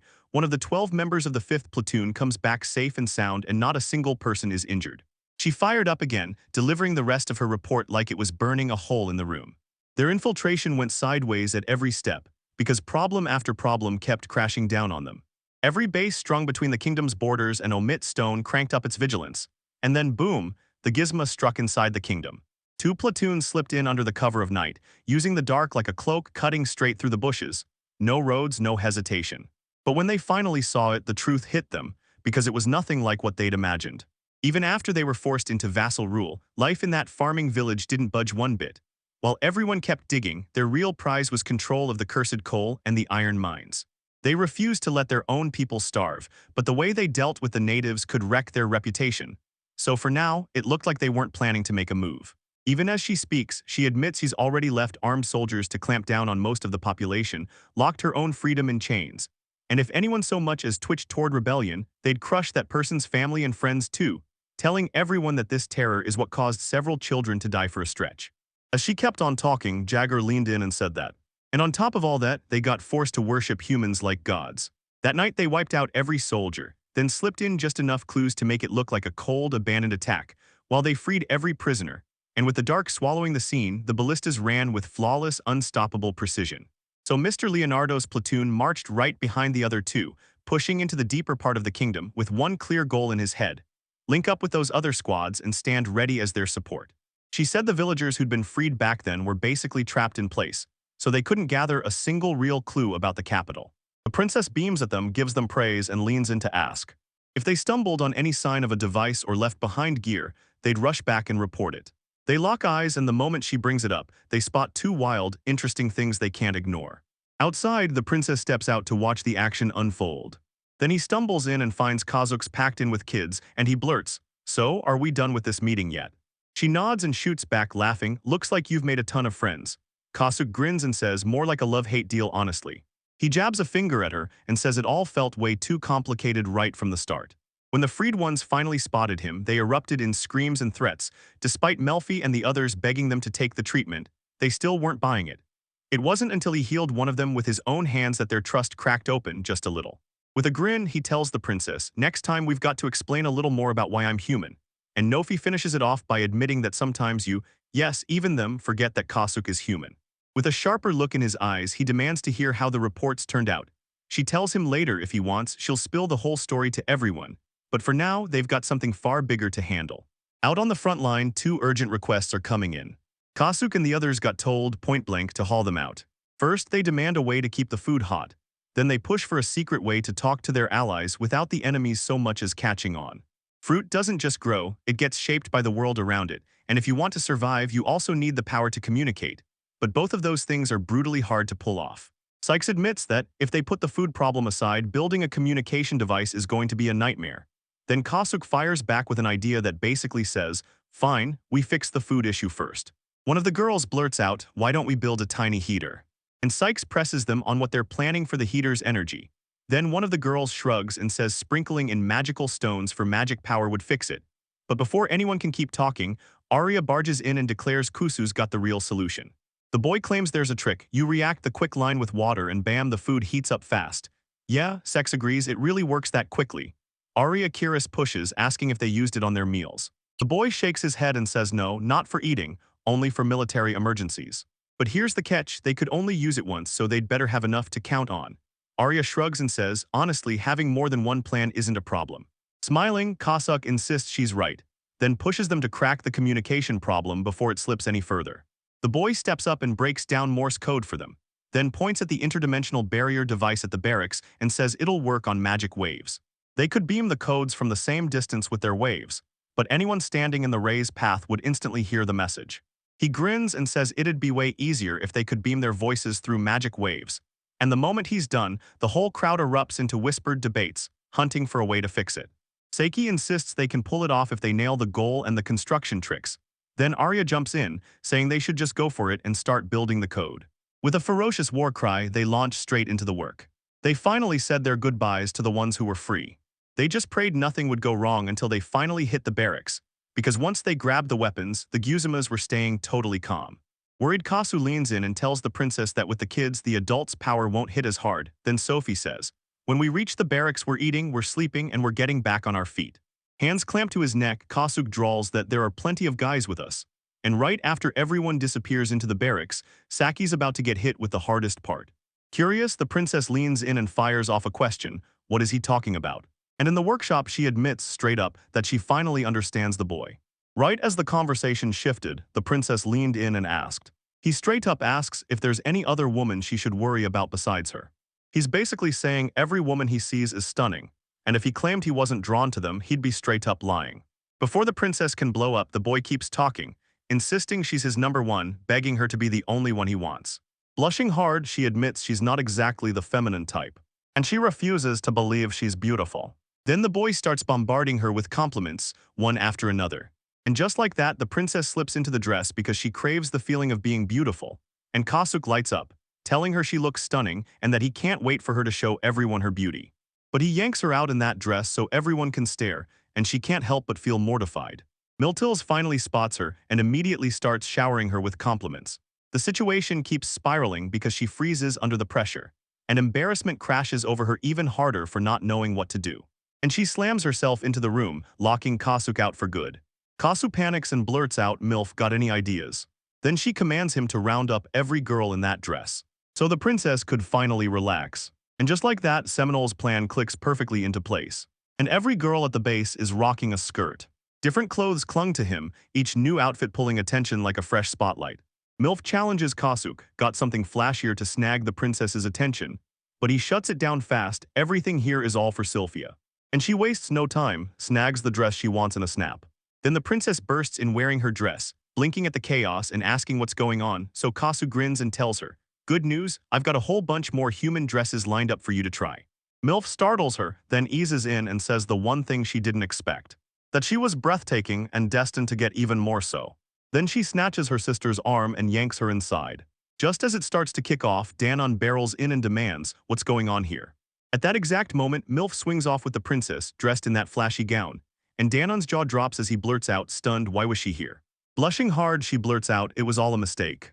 Later on, they drop to their knees in Danon's room and apologized. Then an error slams the moment shut. Who showed up to tell them Bill hadn't made it to the base. Worry gripped the princess as she rushed to her, demanding the report. Then it hits them alongside her. Nearly 800 more people have been freed.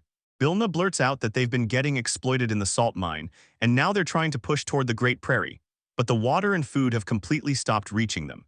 Squad 246 crushed it with a jaw-dropping win in the salt mine and Panizic assault. And right now, those people are hauling out of the salt mine, marching straight to the quarries as they pass by. And the forecast says they'll reach the nearest shelter within a week, so the boy pushes, we've got to feed them now. But Danon snaps back, warning that if they keep doing it this way, the food will run out fast. The princess blurts out, I've got it. and starts firing up the crowd. Her plan would kick off a transport system from headquarters, grabbing extra supplies beyond what's needed for emergencies. And she tells MILF to pick out exactly what gets released, because they'll be waiting at the shelter by the border with Melendona, prepping everything to receive them, and in the end she just pleads. Until they show up, all anyone can do is hope they arrive safe and healthy. Dana swung around and told him, go tell Zamir at the barracks. Then she and Kasuk headed there together. She whips around to Bilna and snaps, tell every duration squad to pull out now, we've got 5 more harpies to handle. He tells everyone, get some rest, we're rolling out in the morning. Wearing a cloak that lets him slip straight into the selves and slam into the harpies. Kasu strides right after him, straight to the barracks. Bilnit charged closer to them. They said they found 2 gizzas living in my head. Kasu fires off his shot and drops both of them in an instant. Energized prosthesis blares that the boy's got hands, and he knows exactly how to fight. Then the boy snaps back that he's only allowed to use a correction weapon, and Belina grins, she can already spot the next shelter ahead, so they push on toward the third where they finally get to rest. He stumbled into the shelter under the cover of night. Kasu hurries to set up a bath so everyone can get washed and finally relax. While he's busy prepping the food, he spots a single feather sitting in the dish. A harpy, red with embarrassment, steps up and tells him to put it back. Then he holds the feather in his hands and blurts out, it's insanely beautiful. He drops to his words, apologizing for embarrassing her. But she shoots back, if you think it's beautiful, then you can keep it. Once she accepts, the rest don't hesitate. Each one plucks a feather from their own collection and hands it to him. The princess leans in and asks why his eyes are blazing, and he replies that, back when he was just a kid, he saved bird feathers like treasures and kept them at his home. Every girl's face burned with embarrassment when they heard it. The princess cuts the tension and orders everyone to rest, and just like that, the whole room settles in for sleep. Khosrog drifted in a wild dream over the sea, yet somehow he was wrapped in feathers like the ocean had turned into a living blanket. Just as he's about to chase his dream, the harpies start stirring and rudely yank him out of it. They yank him awake because the sun is blasting right through the sky. When he springs out of bed and heads out to find the others, a weird thought hits him. Why does he feel more drained than yesterday, and why does everything in his lower half feel so relaxed? He just shrugs it off, muttering that it's probably all in his head. The harpies swarm in to say good morning with him, but the princess meets him with an icy stare, no glance at all. Kasu can't help but wonder why the harpies' eyes are glittering at him, and he's still not even looking when Self snaps that it's time to start prepping breakfast. 2 heartbeats later, someone grabs his arms to pull him back. Nervous as hell, the boy blurts out, are we closer than we were yesterday? And the princess shrugs, saying she doesn't care one bit. So he'd get up and cook breakfast for him, and they swear they'll hit the 5th shelter before noon. Once they hit the 5th refuge, the harpies break off to scout the area and check every corner. Kasu races to build a massive castle, packed with food, water, dorms, and even explosives. And that's what they're saying, there's still a mountain of work left to do. And after that, they can walk their path alone, no one beside them for good. Kasu jolts awake in a way that feels completely off. Ever since they got there, he's barely stayed awake, just sleeping non-stop. And his dreams sink deep, like they'll never stop pulling at him. It feels like those moments are nothing but steamy dreams. Then the next morning hits and he's suddenly refreshed. Lee stared down 3 harpies who declared his breakfast was ready. He kept the music rolling. He clocks something weird going on. He plants himself right by the princess and greets her with bold respect. But she still won't meet his eyes. You're sure she knows something? He's wondering if you could press her for answers. But he'll hold his tongue until they're finally alone. A harpy screeches in, saying the refugees slipped out of the 4th refuge to take positions there, and that General Jajara is marching full speed, aiming to smash into the castle before noon. The princess declares they'll make it on time, and Kasuk nods like he's sure they'll have everything ready to welcome them. Then one heartbeat snaps back, saying she isn't worried about the missing preparations at all, she's worried about the lack of hands for the freedmen. Just as they start to move, a new harpy swoops in and screams that the Holy Kingdom's army is already hot on the troops' trail. Their targets haven't been hit yet, but their weapons are surging closer, closing the gap fast. Sir Leonard and his troop are firing in air support from above. The princess grins straight at Kazue and spills the words like it's good news. This is the perfect moment, an opening we can't afford to waste. The princess thanks Flick and Ray for the report, tells them to take a breather, then jabs a finger toward the other 3 harpies and declares they'll be gone in a minute, right as Kasuk whips around and orders them to head to the square and get everything ready. Sir Leonard and Vorg charge straight at the troops, staring them down head-on. Sir Leonard brags that they fight from far away, and honestly, it's infuriating. But Vorg snaps back that they don't stand a chance in a real hand-to-hand brawl. But in that moment, the enemy line keeps swelling, one wave after another. Leonard's worried he's saying this is seriously asterisk bad. Vor shouts at everyone that if they came at them from behind, there was no way to defend them. As I stared at the troops, they spotted instantly, watching it split right before their eyes. They're probably gearing up for a surprise strike from right behind you. Sir Leonard snorts that they've got terrible taste. Voices thundered from above, demanding he drop the troop and back away, right now. The harpies swoop in, grenades strapped to their feet, ready to blast the warriors into victory. So they fly straight into where the troops are. They hurled the grenades down, boom, and everything in sight went up in flames. Kasu tells Pilma, say it 100 times if you want, first check on your own body, then stay sharp and spot your allies when danger hits. She gets it instantly and shoots back, I'm heading out right now. With a serious stare, the princess declares, I'm counting on you. The boy blurts out that he's praying everything goes right. Self tells him to chill because they've been trained to fire projectiles. Still, worry gnaws at Kasu as he snatches up his binoculars. He charges up the castle steps and reaches the highest peak to watch the harpies swirl above the battlements. Seeing all that, the princess couldn't help but feel a sting of sadness in her heart. The princess looks at him and says he's clearly falling apart, completely distressed. He shrugs off her worries and tells her, this is my first war, so of course I'm still figuring it out.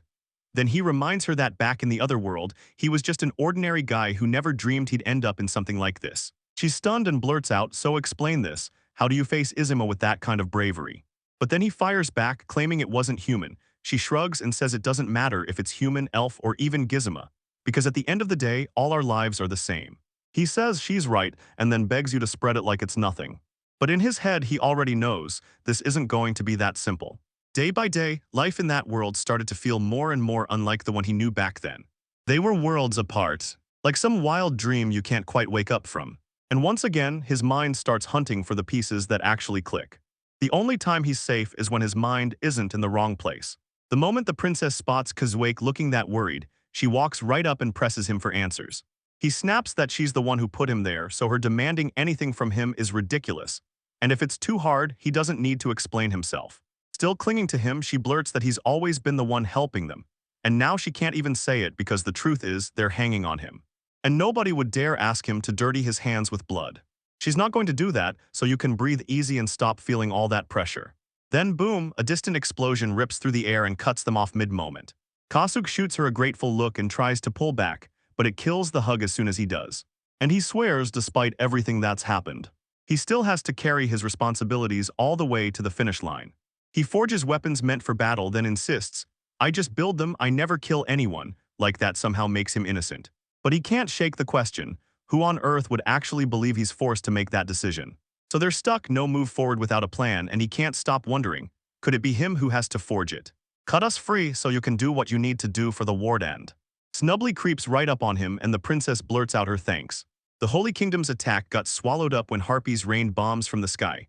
Then, just before noon, the delayed squads finally started to regroup, and by afternoon the freed people poured back in.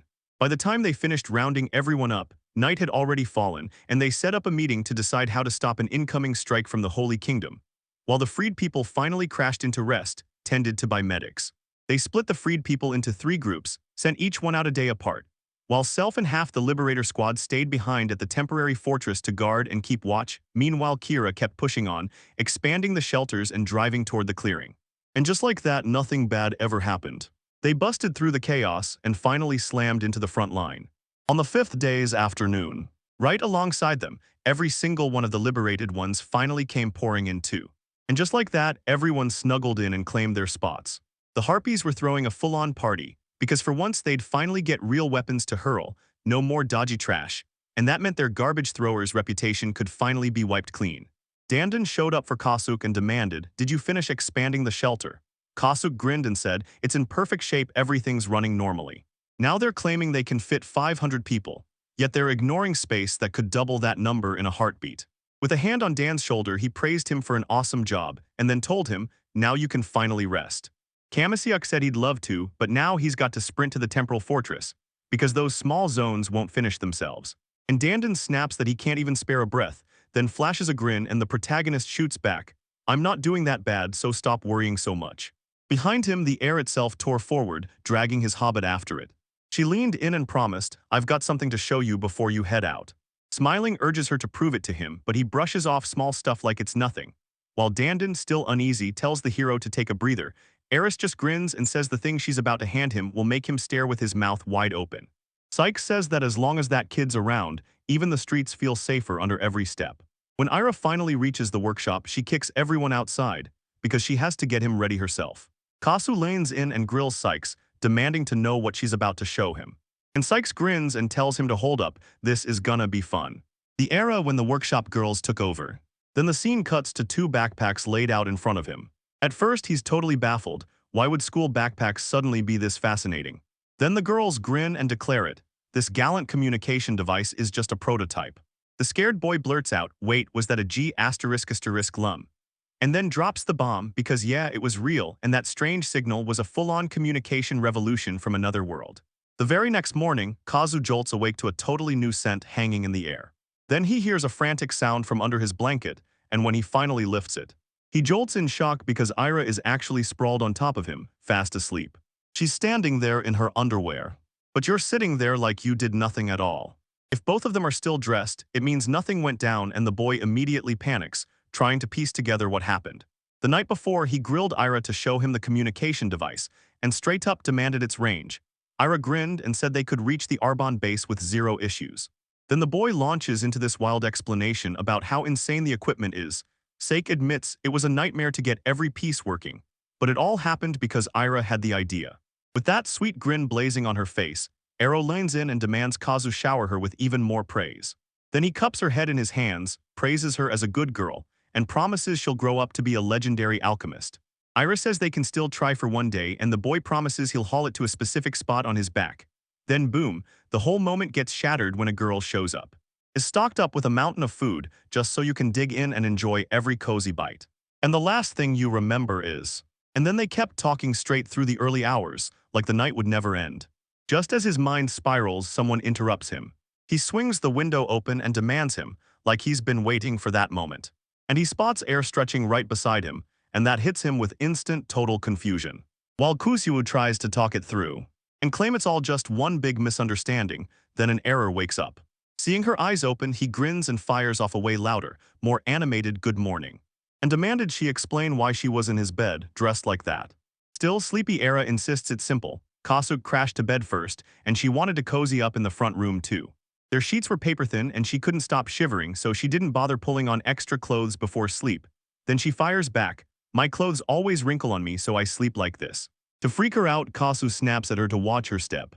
If she dives into a man's bed, she won't just risk it, she'll get devoured. The boy is terrified, but Eric keeps insisting that she never gets upset as long as she's by his side. Like that's proof that her knowledge and ideas are always incredible and they light a fire in her heart. That's why she's always glued to his side, Kusu's face flushing as he blurts that she shouldn't take it the wrong way, but then he catches himself, and the girl just smiles like, I know the princess. And the boy is head over heels in love, so she stayed back, refusing to meddle, especially since she didn't even think she had a chance to get in. She shuts her eyes and whispers to the hero, just let me stay right here by your side.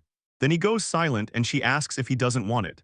Arms still crossed, face burning with embarrassment, he blurts out that it's not that he doesn't want it, he just isn't ready yet. He's still trying to get his footing in this new world and figure out how the relationships here work. He tells them to stay friends, then BB snaps, wait, are we even friends or am I just kidding myself? The protagonist stammered out that they'd always been friends and that left him completely baffled, but the truth hit hard. Maybe this could be more than friendship without ever quite becoming lovers. With a flicker of hope, she blurts, would Kasu even take me? Because she has no idea what lover really means. Still burning with embarrassment, the hero rubs the back of his neck and says they should slow down so he can talk to Sylph too. She finally understood the hierarchy runs this place, and she wasn't about to mess with it. In the heat of it all, he blurts that it's better to convince himself, just be a little happier first, and Eris immediately snaps, get ready, we're going to breakfast. As they prep, Kasuk spots a bright, happy grin on Era's face. And it's kind of better, sure, but now he has no clue how he's going to explain that smile to Sylph. At the breakfast table, the boy sits trapped between harpies, while Ira circles close, watching his every move. Who's got their weight pressed into his shoulder? Bayona leans in and demands, so what happened? Eris leans in and declares that Kasuk welcomed her into his life, right there beside him. As Bayona processes everything, the harpies keep fussing over him without missing a beat. The harpy squats on the floor and swears they totally slipped past her, and kept insisting they moved up ahead of everyone else too, snapping into the same steady rhythm as they formed and organized the troops. Kasuk stares, totally lost, and before he can even process it, Dana strides in to greet them. He closes in on the boy, says he's about to ask something, then hesitates, wondering if he'll come back alone. When the hero asks, he snaps back with a yes, because all that matters is running. But he can't shake the fear of what might hit him along the road, so he starts thinking about picking an assistant. The sobbing heartbeat on the floor, once he heard that scream, was done for and it followed him. So she and the 4 harpies are going to roll with Kasuk and the princess the moment they finally arrive. And honestly, you'd better have those air bombings lined up and ready right now, because if the enemy hits again, you won't get a second chance. Then she'll yell for the 5 harpies and we'll let Kazue sweep them up. The heartbeat snaps to attention because Ira is staring right at it. And she leans in and blurts what happened. Ira shrugs it off, saying she won't get worked up yet. She still needs the princess's approval. But Harpy grins and promises she'll make sure that happens. Kasuk can't stop spiraling. Are they talking about the era, or are they really digging into his chastity? Donna spots what's happening and her face snaps into pure shock. And he insists it's smarter for him to be fully ready when that moment hits. Then the boy turns back and can't help thinking, wait, does he really think this is someone else's problem? With a grin on his face, he leans toward Dama and reminds him, don't forget you said this once before. Then he hears it. Deku is getting pinned down by a widow, desperate and waiting for her child. Dana brushes it off and insists he has no clue what Kasuk means, then he cuts it short. He's got a ton to handle and tells the kid to be sure to take care of the journey. Dana's smile hits and the hero grins back, I will. He's about to snatch up his stuff and head out for a walk. The hero finally tore back to base, where the princess was standing, waiting like the answer to everything. The moment the princess finds him, she bursts out with relief, saying she's just so happy he's finally okay. Ellen clamps onto him with all her might, squeezing him tight like she'll never let go. Realizing she was crushing him, she lets go at once, apologizes and swears she'd only gotten a little carried away. While Sir Leonard, slipping right behind them, demands the boy tell him if the free people in the front fort are safe and sound. Kasu turns to him, says they should be there already, shows you the backpack, then asks if you want to reach out to Uri to double-check everything. Everyone crowds around the device, shaking with curiosity, because they can't wrap their heads around how a simple backpack could possibly turn into a way to communicate. But the moment you flip it on, it lets out zero sound. One harpy blurts that it's weird, because she was talking to them just a little while ago. Then the boy with his head bowed snaps back that the magic waves just can't get through to the makeshift fortress. They've got just 4 days, 5 is out of the question. Ira and her crew are building a network station to blow their communication range wide open, and the princess hits the real problem. They've got to find a way to reach other units that are far out of reach. But she never expected them to crack the solution that fast, and Sir Leonard can't shake the disbelief. He still can't believe it. With the backpack packed on, they could shout out messages mid-ambush and during enemy strikes, and it also served as a quick alert system so they'd spot an attack before it hit. And Kasuk adds, the harpies can fly alongside us, so we get the warnings in time. The princess clutched a backpack to her chest. It would flip the whole battlefield game. They think they understand. A harpy dives down from the sky, yelling that the enemy troops are starting to move, and she swears she just needs them close to the fort before dusk. At that moment, fear surged through the protagonist like a cold wave. The princess blurts out, 1,000 cavalrymen are coming, plus 4,000 infantry and 500 archers, and even 5,000 total troops with transport units are marching straight for us. Sir Leonard swears it's 5-1, his side totally outnumbers their liberators, and from where he stands, the Black Forest is the least scary thing around. Kasuk's panic spikes as he blurts out, is the war really starting tonight? What do we do to get ready? They've already mapped an escape route. If they can survive until around noon, they'll bolt and run. But the princess stays cool and says, I've got a plan. Then she turns to the boy and asks if he remembers that thing in the provisional courtyard they were set on using. With a spool of rope strapped to his back, the hero finally spills that he never once thought they'd ditch that provisional fort just to go chase new places. A princess caught him and asked if he really planted the explosives for moments like this. Then the boy grinned and said, yeah, claiming they're wired under the pavement and right beside it, and that one detonation would spark a chain reaction so every last bomb would blow up with it. Meanwhile, the man scoffs and says he doubts that fort can hold 5,000 people, and the princess fires back. If they're running to escape, they'll abandon key supplies in the warehouse and other spots to guide everyone out. They'll build an observation post on that rocky mountain, then they'll come back at the exact right time. He nods and agrees. So she demands that he dig a hole right into the ground.